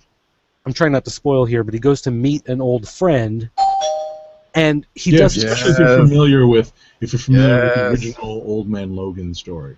Right, and when he goes to meet this friend, it doesn't say who it is, but suddenly the panel layout changes, and the panel layout... And a particular guest star appears. Yes, exactly. Before the cliffhanger page, a particular guest star appears, and if you're familiar with this character's book, that this character appeared in this guest star, you know exactly who it is. So. Yeah, so a lot of great things came together in this issue. Yeah. And like I said, this almost was my click of the week, but Batman just barely edged it out. But between the two, these were both phenomenal reads. Cool. So I'm assuming they're still going with the parts of Old Man Logan originally, right? So I guess Maestro is the Hulk he was up against? Yeah, like he still remembers everything from his timeline. Right. So the whole purpose of this book is him trying to stop that future from happening. Gotcha. And he understands that, like the first guy he fights is the Butcher, which is this small, D-list supervillain. Who kind of became opportunistic, in that nightmare future. But he takes him out, but he understands, he has this feeling that even though he's taken him out, that may not be enough to alter the future. Like someone else could always, take this guy's place because he wasn't that important. So he does have to go after these bigger characters that are more important to actually changing. He's got to get the sports almanac away from Biff in order to make sure that his mom never becomes the prostitute at the casino, whatever. So... So I like the way that it's also playing with those time travel ideas. Even though there's never this sense that he's ever going to get back to his timeline, he's going to make sure that it never happens in the first place. Gotcha. Damn shame what happened to the cow. Don't spoil it. Don't spoil it. I guess that's a trigger warning for all the humane. Stop it. Anyway. All right, so Guardians of the Galaxy number 5. Let's get away from that. Let's see. Well, Tim actually had a note about this book. Oh, okay. He says that he is really enjoying Guardians of the Galaxy since All Different Marvel started. And that is true. There are parts of this book that continue to be pretty good. I did not have the initial familiarity with Yotap, but I don't like him. Yeah, that's you not like him, like he's a villain, so you're not supposed to like him, or do you not like him as a bad character? As in he wasn't there. He's stupid and he's a bad character. Stupid name too. You heard me, Bendis. You Uh-oh. know, I guess you got to do something. But Yeah. so what we have here is at the end of the fight with oh shoot, with whoever the Kree was, and at the end of the last issue, they're still trying to get Spartax back together, and then Yotak comes in and attack everybody. So then there's that fight, Hmm. which ends up getting wrapped up quickly after Quill kind of gives his people some breathing time. Right. He basically provides a distraction, Hmm. give them a chance to recover, and then they regroup and take the fight to Yotat. Yep. But then, And then a surprise group appears. exactly. A surprise group appears. Bear in mind that this combat is happening on nowhere. They're Hmm. floating ahead of the Celestial. And what we find is that several characters who have played significant roles in Guardians of the Galaxy stories, pre All New, All Different, have come together to form. Spoiler alert. The Nowhere Nowhere Core.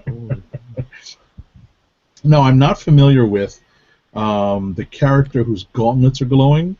Roddy, if you could help me Yeah. out. That one I'm not sure, because actually that volume of Guardians I don't, because that was all that during Annihilation and all that stuff, and I Well, don't see, the thing is, remember. I've read all that, and I don't recognize that character. Yeah, so I don't not sure where I this one came recognize from. 4 out of the 5. Right, Could yeah. have used some help Shout out with to that. Moondragon being back. Yeah, seriously. And Mantis Mantis. with new costumes. Oh, and shout out to Exactly. Tim who was apparently watching, because he said he just mentioned he forgot to mention the Nowhere Core introduction. So, but yes, we have them come across, which apparently, and there was also Bug, who was, like I said, in an older version of the Guardians, and none of them are too pleased that the Guardians are there, Right. even though they helped them out of the jam, because there was some conversation. There was definitely some tension. Yeah. There was some interpersonal tension there. But what we have here is basically the resolution of the storyline that involves Peter Quill being king of Spartax. Hmm. And we move forward with a slightly different, with a pretty different status quo coming out of this issue. To me, I think the strength of this particular iteration of the Guardians of the Galaxy is the addition of Ben Grimm and the chance for Bendis to really write Ben Grimm as kind of a fun adventurer again. Yeah. Like, I think Ben becoming a Guardian was probably the best part. Like, it was probably the best thing that happened to this book, because he is pretty much making the book that much better. Yeah. Also, Tim just said he just Googled the guy with the gauntlets is named Prism. That's still not helping, but all right, thanks. I'm gonna have to look that one out. Exactly. Yeah, now I'm gonna have to look that guy up. Because that's still not familiar. But in that, yeah, that Quill part seemed looking too convenient to me.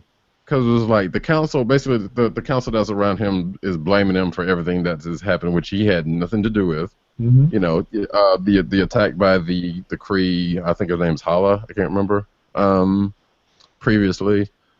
And then Yotak coming in, like Quill's getting blamed with all of that, and it made it sound like you're going to be held accountable for all of this. And and Peter was like, well, I was going to quit anyway. So I was going to say, I think that they've definitely Bendis laid the seeds for he already planted the seeds for the backroom deal making and the backstabbing that was going to happen here. That definitely led to Peter Quill basically renouncing his throne. So that stuff wasn't that big a surprise. The fact that he kind of gave it up without too much of a fight, I guess doesn't come as much of a surprise either. But I thought he might have put up a little bit more. But I guess I guess the point is they want to put him back into space with the Guardians. Yeah. And they do tease new scheming and new galactic plans being hatched by classic Marvel cosmic bad guys. Oh yes, the leftovers from the council during Infinity. Correct. Basically. Wait, is it? So I just did a little quick search on this Prism person, and I don't know if it's the same person or not. I guess so. This basically was a former Marauder, and showed up in X-Men books. I think it's a different Prism. Yeah, I don't think so, but that's the only one that's kind of showing up. But either way, that doesn't do that for later. But it looks like this kind of looks like the same person, judging by some of the things. But whatever. All right, what we got next? We have Deadpool. Okay. Which Deadpool? The regular Deadpool? Yeah, we'll start with the regular. Okay, fine. Because you didn't read it. So I didn't read it. All right. Well, okay, first of all, Deadpool was on my chopping block, and this issue saves it for now. But only because this is the 25th anniversary issue. So it is, I don't want to say completely disconnected from the arc that was before this, but it is standalone. It's Deadpool with his little black book of grudges, going through trying to find everybody who has wronged him over the years. For instance, he goes to Iron Fist's dojo, and he just kicks down one of the bamboo and rice paper walls, and he's like, "My face does not look like a melted candle. I just thought you should know you look like Elvis Presley had a kid with one of Santa's elves, and Kung Fu is stupid." And then he turns around and walks out. So you just get like all this randomness that has been missing from this Deadpool book over the last few issues. The first arc started out kind of funny, and then by issue 5 there was almost no humor left. Issue 6 was just so terrible. But this issue, the story it's funny. It's like the classic Deadpool, but then you have 6 backup stories for the different members of his Mercs for Money. And because you have all these different stories back there, this is a $9.99 issue because it is thick. If you've seen some of the books Marvel's put out the last few years where they've taken some of the like 2 or 3 issue miniseries and reprinted them as a single comic, that's about how thick this book is. You hold it in your hand, it feels heavy. Yes. This is I'm actually holding up. I'm holding up the hip hop variant cover, which is not on a number 1. This is an ode to the Bun B Trill album. I did not know that by heart. I'm actually looking at a screen that's telling me that. So this is another one of a long line of hip hop variant covers that Marvel is putting out, but in this case, not for a number 1 issue. But you didn't read it. I didn't read it. Well, you should read it. Go ahead and read it. Fine. Because not having read any of the others in this series, you're going to be fine because it is standalone, and the backup stories with the other characters are all interesting, and they're all written by different writers, which also helps because you do get a bunch of different voices, a bunch of different artists jumping in there, and so you really feel like you're getting your money's worth with one of these giant books. Yeah. So it was definitely worth a read, and even though it was more expensive. I mean, you say $10 and you're like, oh, that's expensive, but if you think about it, your normal comic's $4. Right. So this is more than 2 comics worth plus $1. So it's definitely worth it. But there was another Deadpool book this week. Oy. And Agent 70, you read this one, right? I did read this one, and I can definitely say this took me by surprise, complete and utter surprise.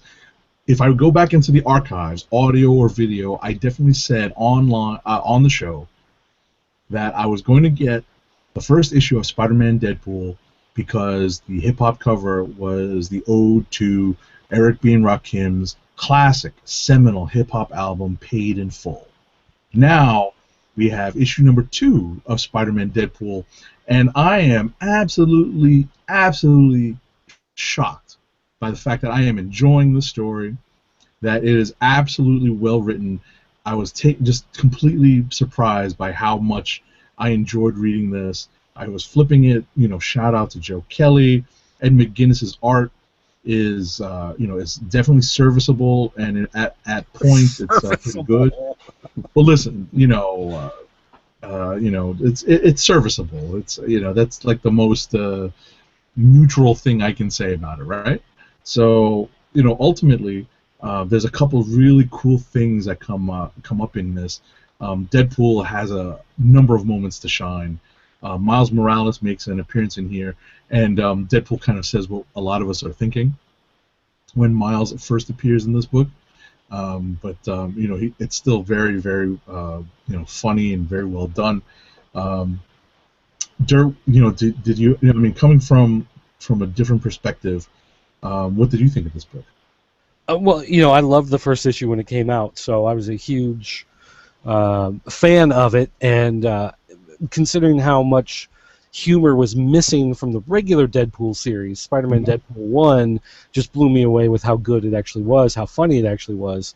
And Spider-Man Deadpool 2, the humor begins on the very first page. On your intro page, it starts with Marvel Comics begrudgingly presents Amazing Spider-Man Deadpool, and the blurb actually starts out with, last time, in a shocking development, Kelly and McGuinness got their collective acts together and put out Spider-Man Deadpool #1 on time. They started 16 years ago. So from the very beginning all the way through to the end, it was fun, it was funny. You do have shocking story development where Peter Parker has been targeted for assassination because he's apparently this terrible guy, and Spider-Man's like, no, he's not a terrible guy, and Deadpool's like, okay, I guess he's not. Then he goes to do some poking around and finds out right after the main adventure is done. Right after the main adventure, he finds out that maybe Peter Parker is this super bad guy, which of course he's not, but there's something going on in Parker Industries that leads him to think that maybe Peter Parker is a terrible guy. Right. So it defies expectations in a very good way and provides a very satisfying story that I really just can't wait for the next issue. Seriously, this is a sleeper candidate for Click of the Week for me because it took me by surprise, and really, I was very impressed by the execution of the story. And like Dirt said, the final twist to the story makes you want to find out what happens next, and that is a huge thing for a book that probably a lot of people are giving short shrift to because of the things that I mentioned earlier, that it's like, what's the point of this, blah blah blah. But it's probably one of the more fun Deadpool books because he has a counterpart, a foil in Spider-Man.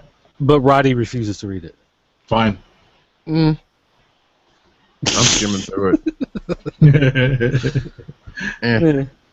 All right. So let's get to something I actually did read. Illuminati #4. Illuminati. I am still enjoying this book. Nice. Why? We left, huh? Why? Well, as I said last time, this is kind of a book that seems similar to Superior Foes of Spider-Man. Excuse me. Whereas you see the villain side of things, and while it's not as, which granted I haven't finished reading that particular book, but from what I gathered of it, it was a little lighter tone on. You had some schlubs trying to do a job and just trying to do their thing and roll through. In this case, we kind of have a similar situation, except for the fact that we got the Hood bringing together a bunch of villains. You can call them B, C list. I don't know where you would put these people. Together for a score in which they go and rob Asgard of a bunch of weapons. And they've had a couple of snags in here, but the plan has still been going. And in this case, at the end of last issue, they go and hit up a Roxxon base that has this tech that has an artificial rainbow bridge. But when they get there, Thor is there. So in this issue picks up where that lives off, in that they first start talking to Thor, and Hood's like, well, maybe we can kind of, maybe we can kind of bamboozle her, and she'll think, we're on the side of good. That doesn't necessarily go out. Thor and Titania have a fight, and Titania's got kind of powered up, seems like. Mm-hmm. Like I think she's gone Kaioken. We don't know. And then that fight ends with Titania coming on top. All the while, the other parts of the crew are trying to get to this bridge, which they do, and then they end up in Asgard. And Mad Thinker betrays the group, which was kind of been seen coming. Like Is that a spoiler? Not really. Okay. Because I mean, it's it's a spoiler if you haven't read any of the issues. Let's put it that way. Because everybody on the groups kind of had their own reason for being there, and Mad Thinker is not different, So it was kind of an inevitability, and nobody was really shocked about it when it happened. So Mad Thinker got what he wanted and left. That part is probably the spoiler. And as we leave the book, we have what seemingly be the crew stranded in Asgard because at the end of the fight with Titania and Thor destroys the machine that was doing the artificial bridge. But somehow Mad Thinker got away. And also there was a bomb in Black Ant, which went off at the end of the book. Right, and there's your cliffhanger. Mm-hmm. But I was like I said, it was a good read. Like it was a good read. The writing's great, and I'm kind of liking how they're, portraying Titania, especially because, from where she came from to this has kind of been interesting. Like they make her kind of likable, to me anyway. Gotcha. All right. How about we talk about Ms. Marvel #4? How about we do that? So I see that you read this. I read this, and this was a surprisingly kind of in-between issue for me. It's definitely a setup for the next arc. So it has that going for it and against it. There's definitely more developments in Kamala Khan's personal life. What we get here is, one of those classic tropes of teenage superheroes. They're trying to balance life, superhero life, school life, and family life all at once. And what I found kind of funny was that this revisits one of the old Silver Age Superman stories, where, spoiler alert, and obviously you can extrapolate what's happening in the Ms. Marvel book from this, where Superman builds a bunch of Superman robots to to take his place and do things around town so that he can be in multiple places at once. And that's how I remember. I believe it was even like Crit Swan art. That's how far back I'm going. It might be even Golden Age. Some stuff I read in like reprints, when I was a kid. What happens here is that Bruno finds a way to reproduce some of the golems that Kid Loki created to protect Jersey City prior to Secret Wars, and uses that technology. He uses those recreations to create basically body doubles of Ms. Marvel, and shenanigans go from there. Some of the things that you can sort of predict. So we'll see where it goes. But as I said, this was kind of it was a good issue, but it's not the stellar stuff that I'm used to reading from this creative team. I think the artist on this was actually different too, if I'm not mistaken. I think it might have been a number of artists on this. Let me double check the credit page. Where is the credit page? Yeah, it is different. Somebody Leon, I'm not sure. It's Nico Leon as artist. Yeah. So it's not the usual art team of Takeshi Miyazawa and Alfona. And Adrian Alfona. Yeah. The book still the issue still has the charm of the book, so that hasn't changed. But like you said, it is a sort of a new arc, and the things are going wrong. The Lightning Golem clones, for some strange reason, especially at the end of the book, I got a multiplicity vibe from it. I understand. Yeah. So did they make a clone of a clone that was a stupid Ms. Marvel? Kind of, Kind of. almost to that point. Yeah. Because what happens is Bruno makes a couple, and then at the end of the book, you see like there's like Yeah, 10 things have more. gotten out of hand. Yeah. Yeah, You know, they haven't explained it, but yeah, that's kind of what happens. So exactly. All right, who read New Avengers? I should have. But I not. did. Did you How read bad this? was it?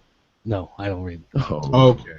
Well, what's funny about this is that we've had this demiurge storyline kind of percolating the entire first 6 issues of this series, and it's taken 6 issues to get to this point, and it feels like this finish was anticlimactic and was kind of rushed, to be perfectly honest. It's hard to say that something like this that's been developing over 6 issues kind of rushes to an end, but it does.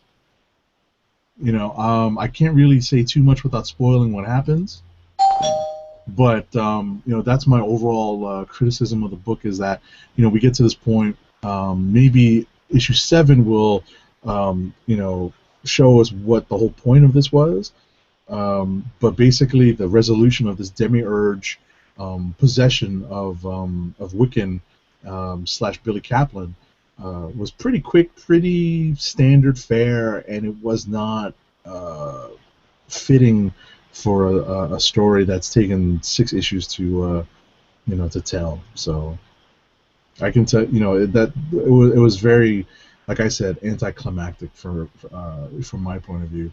Yikes! Yeah, this is definitely back on the chopping block, fellas.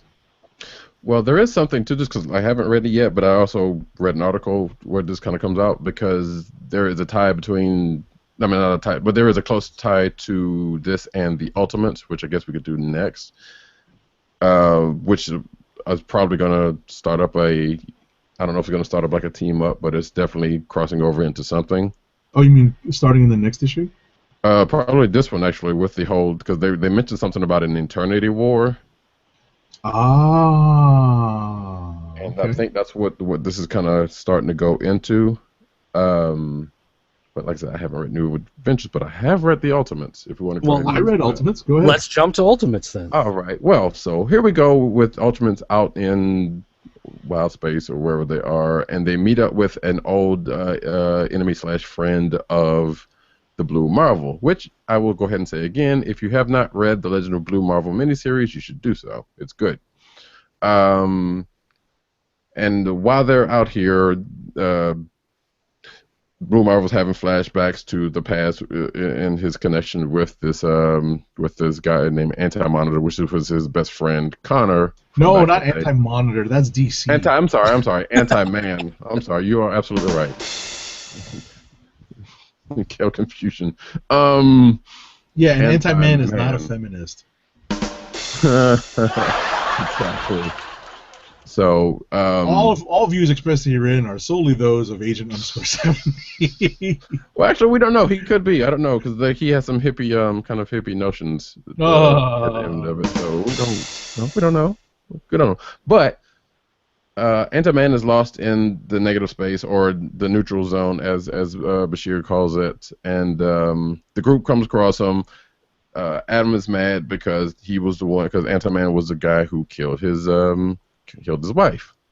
So as revenge starts to set in, his Blue Marvel's son happens to show up, who was also lost in the neutral zone and became a cosmic entity, and tries to kind of talk him down, conveniently. Mm-hmm. Very convenient. Yeah, and at the end of this, they end up knocking out Anti-Man, taking him on the ship, and they take him to complete the mission they were originally going to do, which is to get beyond. I guess beyond omnispace and whatever you. Now, at the end of this issue, we have a conversation between the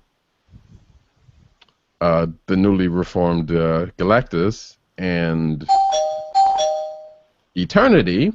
Yep. Who wants Galactus to stop this group from getting to where they want, because they don't want them to know what they're trying to find out. Yep. And I think that's probably where the Eternity War, there may be an old tie to the Eternity War, if that article is to be believed. Ah, I did not read this article, so that does make some sense. Mm-hmm. So I don't know if you actually had to read these together, but it kind of starts to make a little bit more sense now. Right. It starts to lead the kind of disparate paths together, because as you were mentioning earlier, this is very much a Fantastic Four-esque exploration mission, Mm-hmm.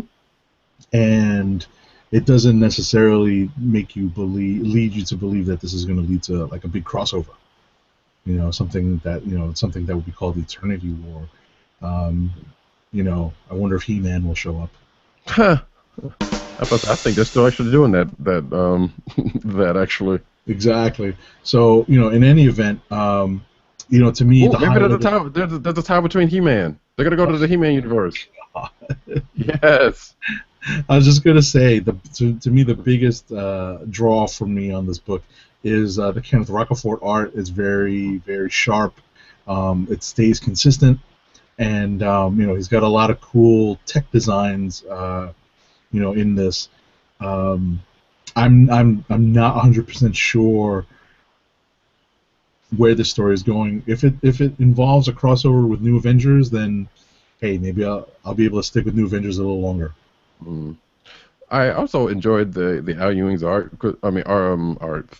Writing, Yes. And who I can't remember if I brought up during your end deliberations. But if I didn't, that was probably an oversight. Matter of fact, now that I think I did, we probably mentioned him in passing because I think he is probably going to be definitely in the running this year. Because I like what he does with his writing, and if this Eternity War does actually turn up into be anything and hopefully works out, then that'll just cement that, I'm thinking. But as of right now, we know very little. All right. Dirk, did you want to hit on that book that you're highlighting right now? I'm on Red Wolf number 3. I think we're officially in. We're about to hit rapid fire. Yeah, it's 10 o'clock, 11 o'clock your time. So, but I actually went back and read Red Wolf 1 and 2 because I realized that this is from Nathan Edmondson, the same guy who did Black Widow, who did Deathlock, Punisher, and those were all fantastic books. And so I was actually wondering the other day, whatever happened to him? What is he doing? Oh, he's doing Red Wolf. Well, I originally had no interest in Red Wolf because I thought it was going to be set in the 1872. 72. Yeah, in that old timely, and it does in fact start there. Mm-hmm. But what happens is there is some villain from the future who goes back in order to do something, we don't know what, and whatever he tries to do ends up throwing Red Wolf into the present day. Right, and that happened at the end of the first issue. Right. So, I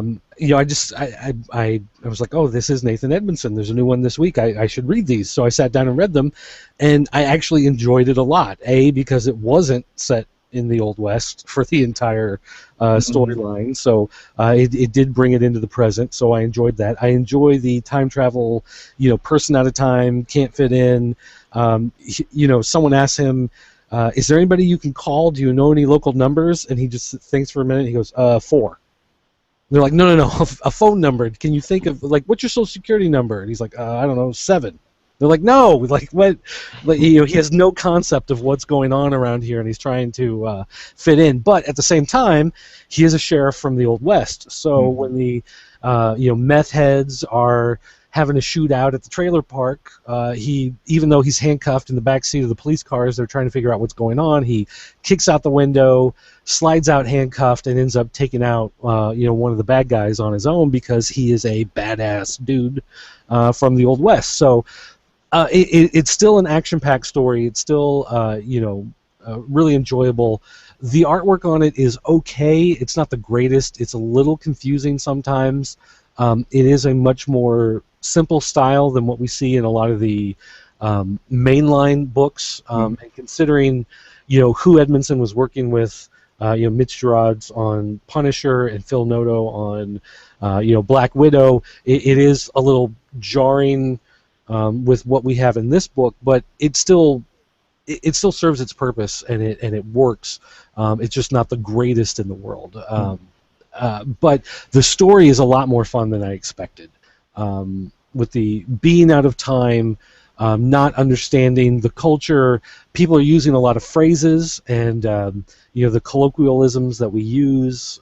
He has no idea. He takes everything much more literally because he doesn't understand what everybody's talking about, which just makes it fun, makes it very entertaining. So I enjoyed it quite a bit. I read the review copies that we have, but I enjoyed it enough, and I know it's going to be ending soon, so it's going to be a finite number of issues. I'm going to run out and actually grab the print copies from the store and actually add them to my collection because I did enjoy it enough, and it is something that I think once it wraps up, you can easily sit down and read the entire, if it's going to be 5 issues or 6 issues or whatever, it reads well enough that it's one of those books you can sit down and read in an afternoon.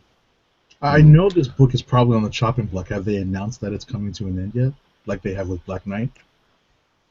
Well, they didn't officially announce that it's ending, but it's not showing up in the solicits, and the Amazon listing for the trade lists it as the complete series, I think, is what they list instead of Volume 1. So, gotcha. I mean, that's your clue that it's not sticking around. Gotcha. It was like after I read the first issue, I was kind of intrigued to where it was going, but I just kind of left it. And I'm totally, every time it comes out, I totally keep forgetting this comes out. So it's fun to read. It's definitely not what I expected. It's much better than I expected. So I have to give Edmondson credit for that, for basically taking a property that I cared absolutely nothing about because I don't care about the 1872 or the old town of Timely in the Old West and all of that stuff. No interest at all. But he's actually taken the character and made it interesting. So I'm down. I'm gonna read it, and here it comes. Cool. I wonder if the Rangers are gonna show up before the book ends. If it does, there was those Power whole Rangers? like Phantom Ranger and Firebird and all of them from the West Coast Avengers time, who should be around that wherever he is now. Right. That's a reference. I'm sure 2 people would have. I recognize a couple of characters that you just dropped. So yeah. Just real quick, the last 2 books on my list this week. Totally Awesome Hulk number 3. We have some more development of the Amadeus Cho as Incredible Hulk character. It's actually a pretty entertaining read. Fin Fang Foom makes a cool appearance in this. There's a couple of great jokes that are told in this. We have some more insight into what happened to Banner, and which is going to be teased, I guess, for the next few issues. And we also have an interesting, a further description of the interesting dynamic inside Amadeus Cho's psyche, between him kind of controlling the rage monster that is the Incredible Hulk, and there's definitely a little bit of a dialogue being had in between the two in the depths of his psyche. This is a fun read. The Frank Cho art in this is, I hope that he's able to keep up a fairly regular schedule on this. I know he's not the quickest artist in the world. It's pretty, it's pretty well done. The coloring really does do a lot to help this book along too. It's just a pretty well done story. And the last book that's on my list this week is Spider-Gwen number 5. And if anyone is not reading this right now, this is definitely a couple of steps forward in the character development of not just Gwen, who we really don't see in this issue, but more of her father, Captain Stacy, and some of the other surrounding characters, namely the Daredevil of this world, Matt Murdock, who is taking on a slightly different role. And the Harry Osborn of this world, who is definitely taking on a very different role. If you haven't read the last issue, definitely try to catch up, because you'll be kind of caught out there without a lot of background story if you don't read the previous issue or two and pick up this issue. But if you're a fan of the Spider-Gwen character and this alternate reality where so many of the well-known characters of the Marvel Universe have taken on very different roles, pick this up. I like this. Latour is doing a great job. This issue is not done by Robbie Rodriguez. It's by Chris Visions, but the colorist is still Rico Renzi. So the palette of the book remains, the color palette remains the same. So if, like I said, if you're a fan of the character, if you're a fan of alternate realities, I know Dirt is a fan. Pick this up. It's pretty well done. Yeah, Spider-Man good. I kind of like the whole alternate reality part of the book. The different people that we kind of know it something from the 616, kind of in new lights and whatnot. Sure. So and I'm a big fan of the character. Right, I was about to say I'm a big fan of alternate realities in moderate dosages. Yeah. Whereas I'm not a fan of all the multiverses. Going all the way back. I'm closing the circle, going all the way back to the Batman number 49 criticisms I had. I can take the multiverse stuff in moderate doses. I can't take like 50,000 interpretations of Batman coming all into one issue. Mm. And I kind of like that, like they don't do it that often, even though they have done it a couple of times. Like Spider-Gwen still is tied to the 616 because you've seen her go in Spider-Verse stuff, and Web Warriors, and even in this book, like I think there was a couple of issues back, she went go visit Spider-Woman. Correct. So it was like they're still keeping that as a tie, but still keeping it here. So I think I have. If anybody else got anything, I got one more book. Go for it. I think Dirt's got a couple, so finish up your list. I'll get this one out of the way because this will be quick. Jonesy #1. This is from Boom. This was written by Sam Humphries and Caitlin Rose. I can't remember her last name. Is it Boyle? Thank you, Boyle. As we see on the screen right here. This is so Jonesy is a teen girl who is a little Teenish. who is different in the way that teens kind of be. She's kind of an outsider in the teen realm, let's just say. Not for any of things, because she's the weird girl, I guess, as it's being painted. And this is pretty much her around Valentine's Day, being all yuck Valentine's Day, and of course as the one popular girl in school. Mm-hmm. It's a very timely issue. Yeah, exactly. Who's like getting all the carnations, which that was a flashback that I was like, wow, Carnation Day. Yeah, Carnation Day in school. Like, who remembers that stuff, man?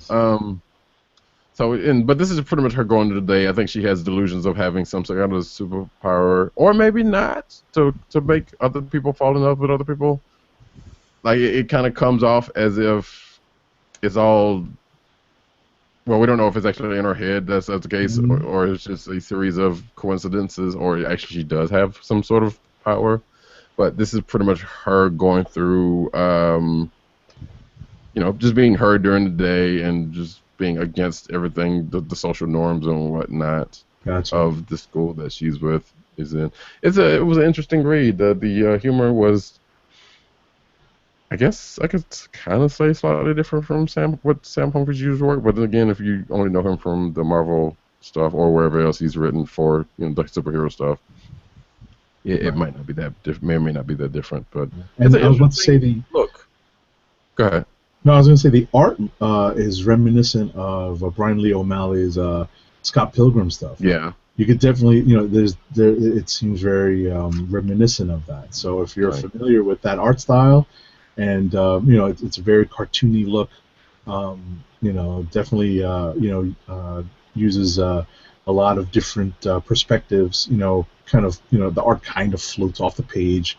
I wouldn't say there's a lot of depth to the art, but it's definitely influenced by that style. So if you're into that and you like what you heard from Roddy Cat just now, pick this up.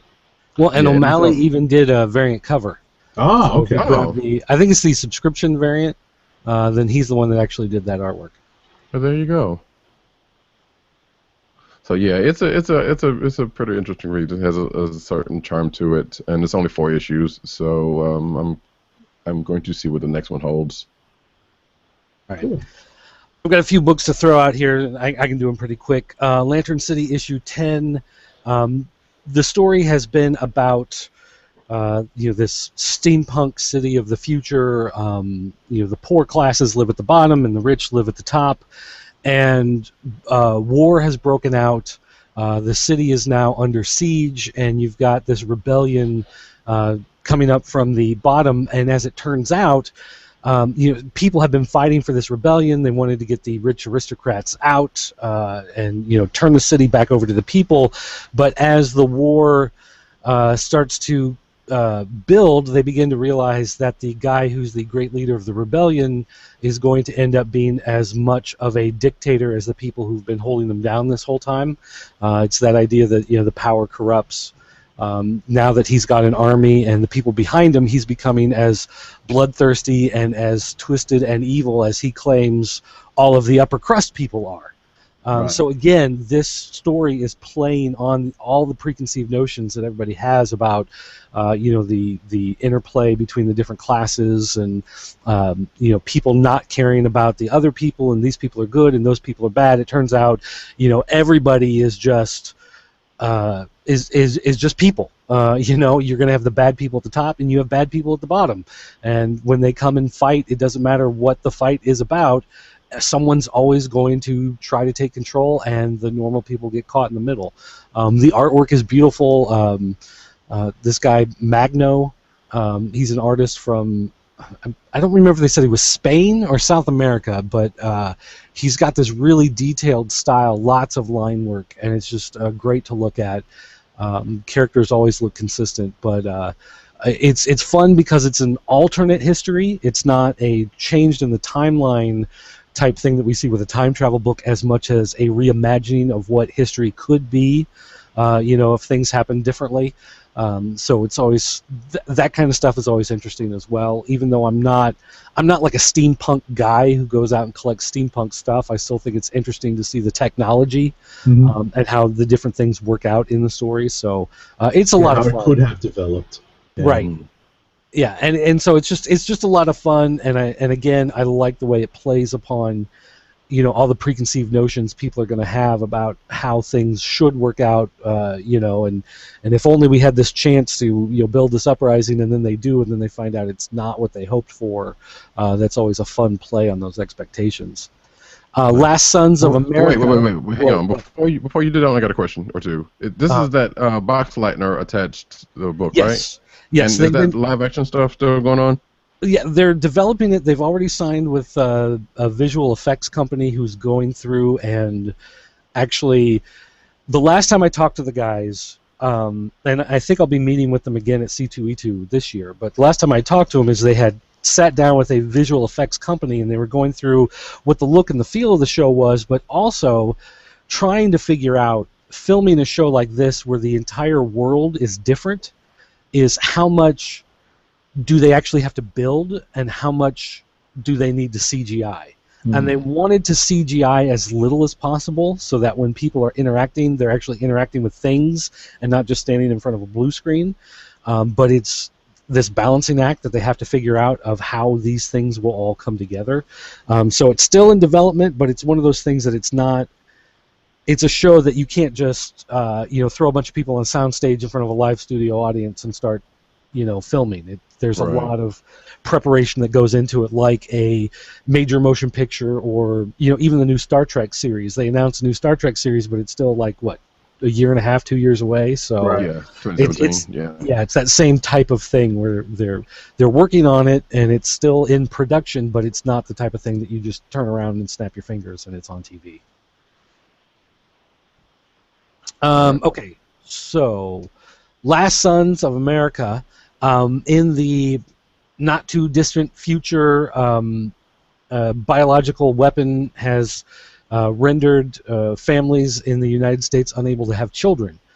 So there are these groups that go to other impoverished parts of the world, and find families that have children that they can't take care of, and so they broker to bring them to the United States, compensate the families for them, and the children have the ability to grow up in a better environment, so to speak.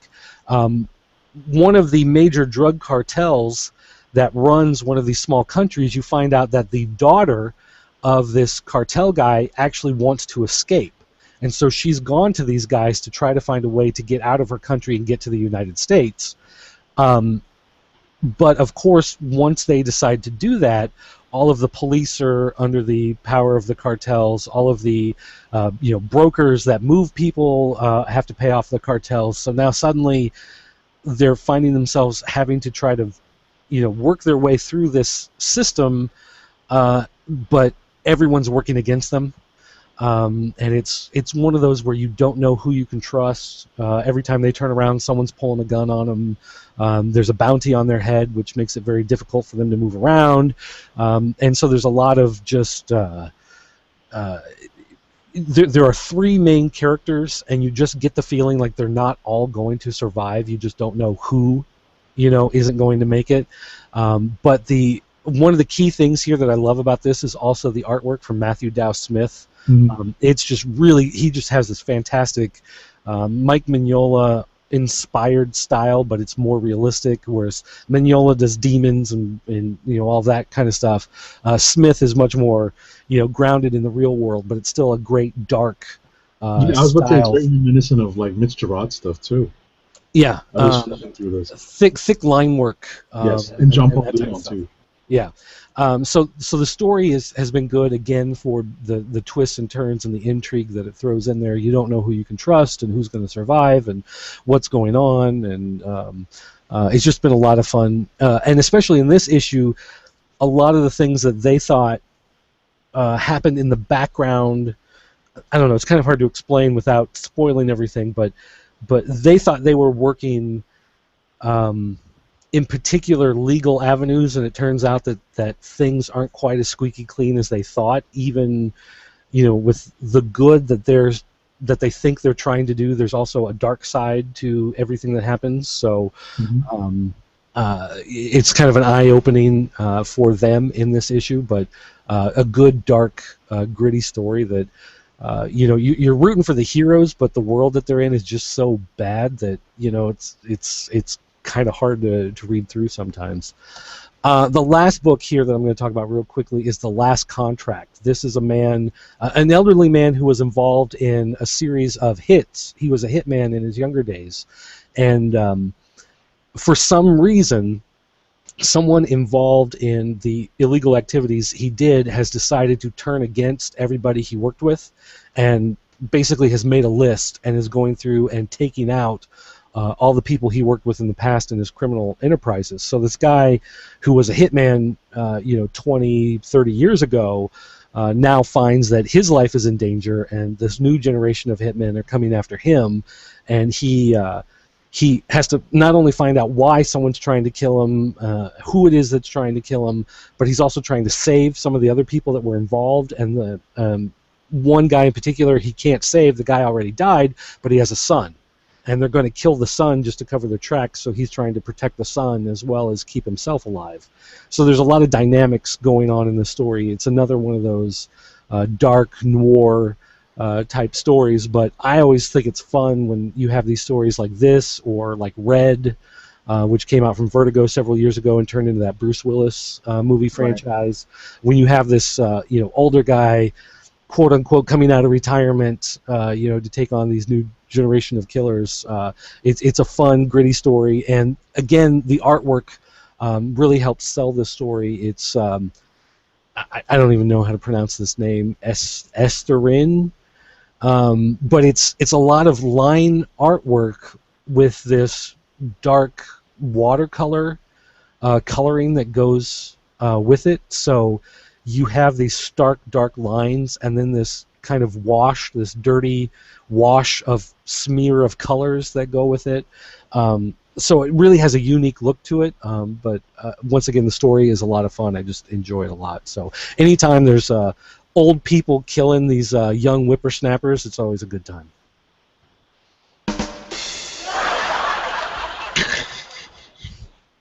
All right. All right, so that's what I got. We are at Click of the Week time this week.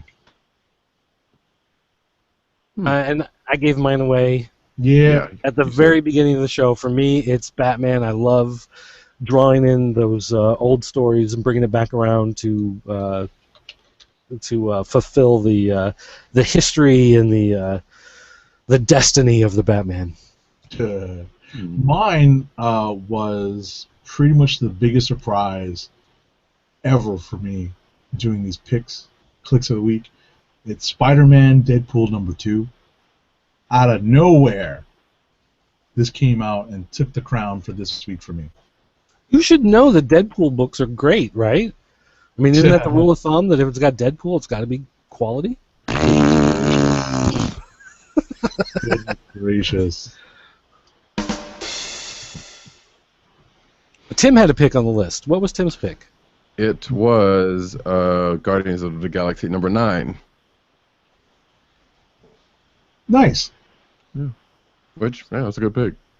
He should have to be here to justify that. Probably send out a tweet right now. I know, right? Yeah, so Tim, if you're still watching, you got a couple of minutes. I think I'm going to go with Illuminati #4. I enjoyed that book. The Thor Titania fight was great. The whole dynamic of the book is pretty cool. So, and I'm curious to see what it becomes. Oh, and I forgot about this book earlier, but I got to throw a shout out. Even though we're here at the end, where'd it go? I just saw it a minute ago. What happened to it? There it is, Badger. Badger #1. Oh yeah, you mentioned it. Yeah, I mentioned Badger earlier.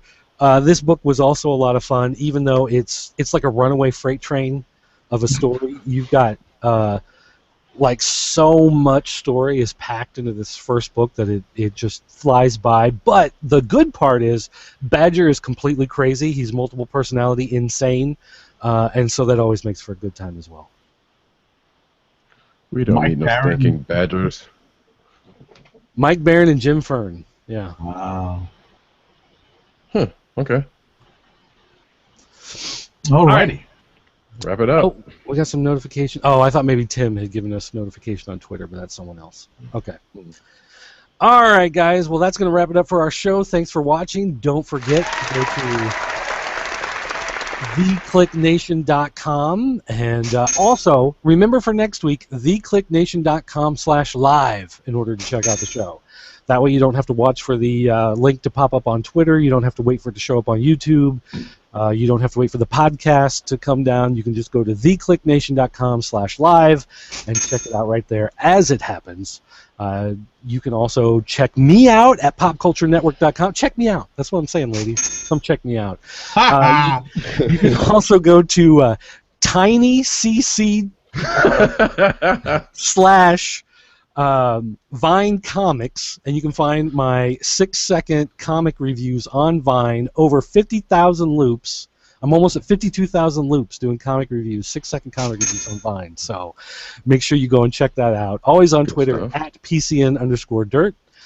We also have at Agent_70. He's the man behind the sound effects and the sunglasses every week. And a new set of headphones. Yes.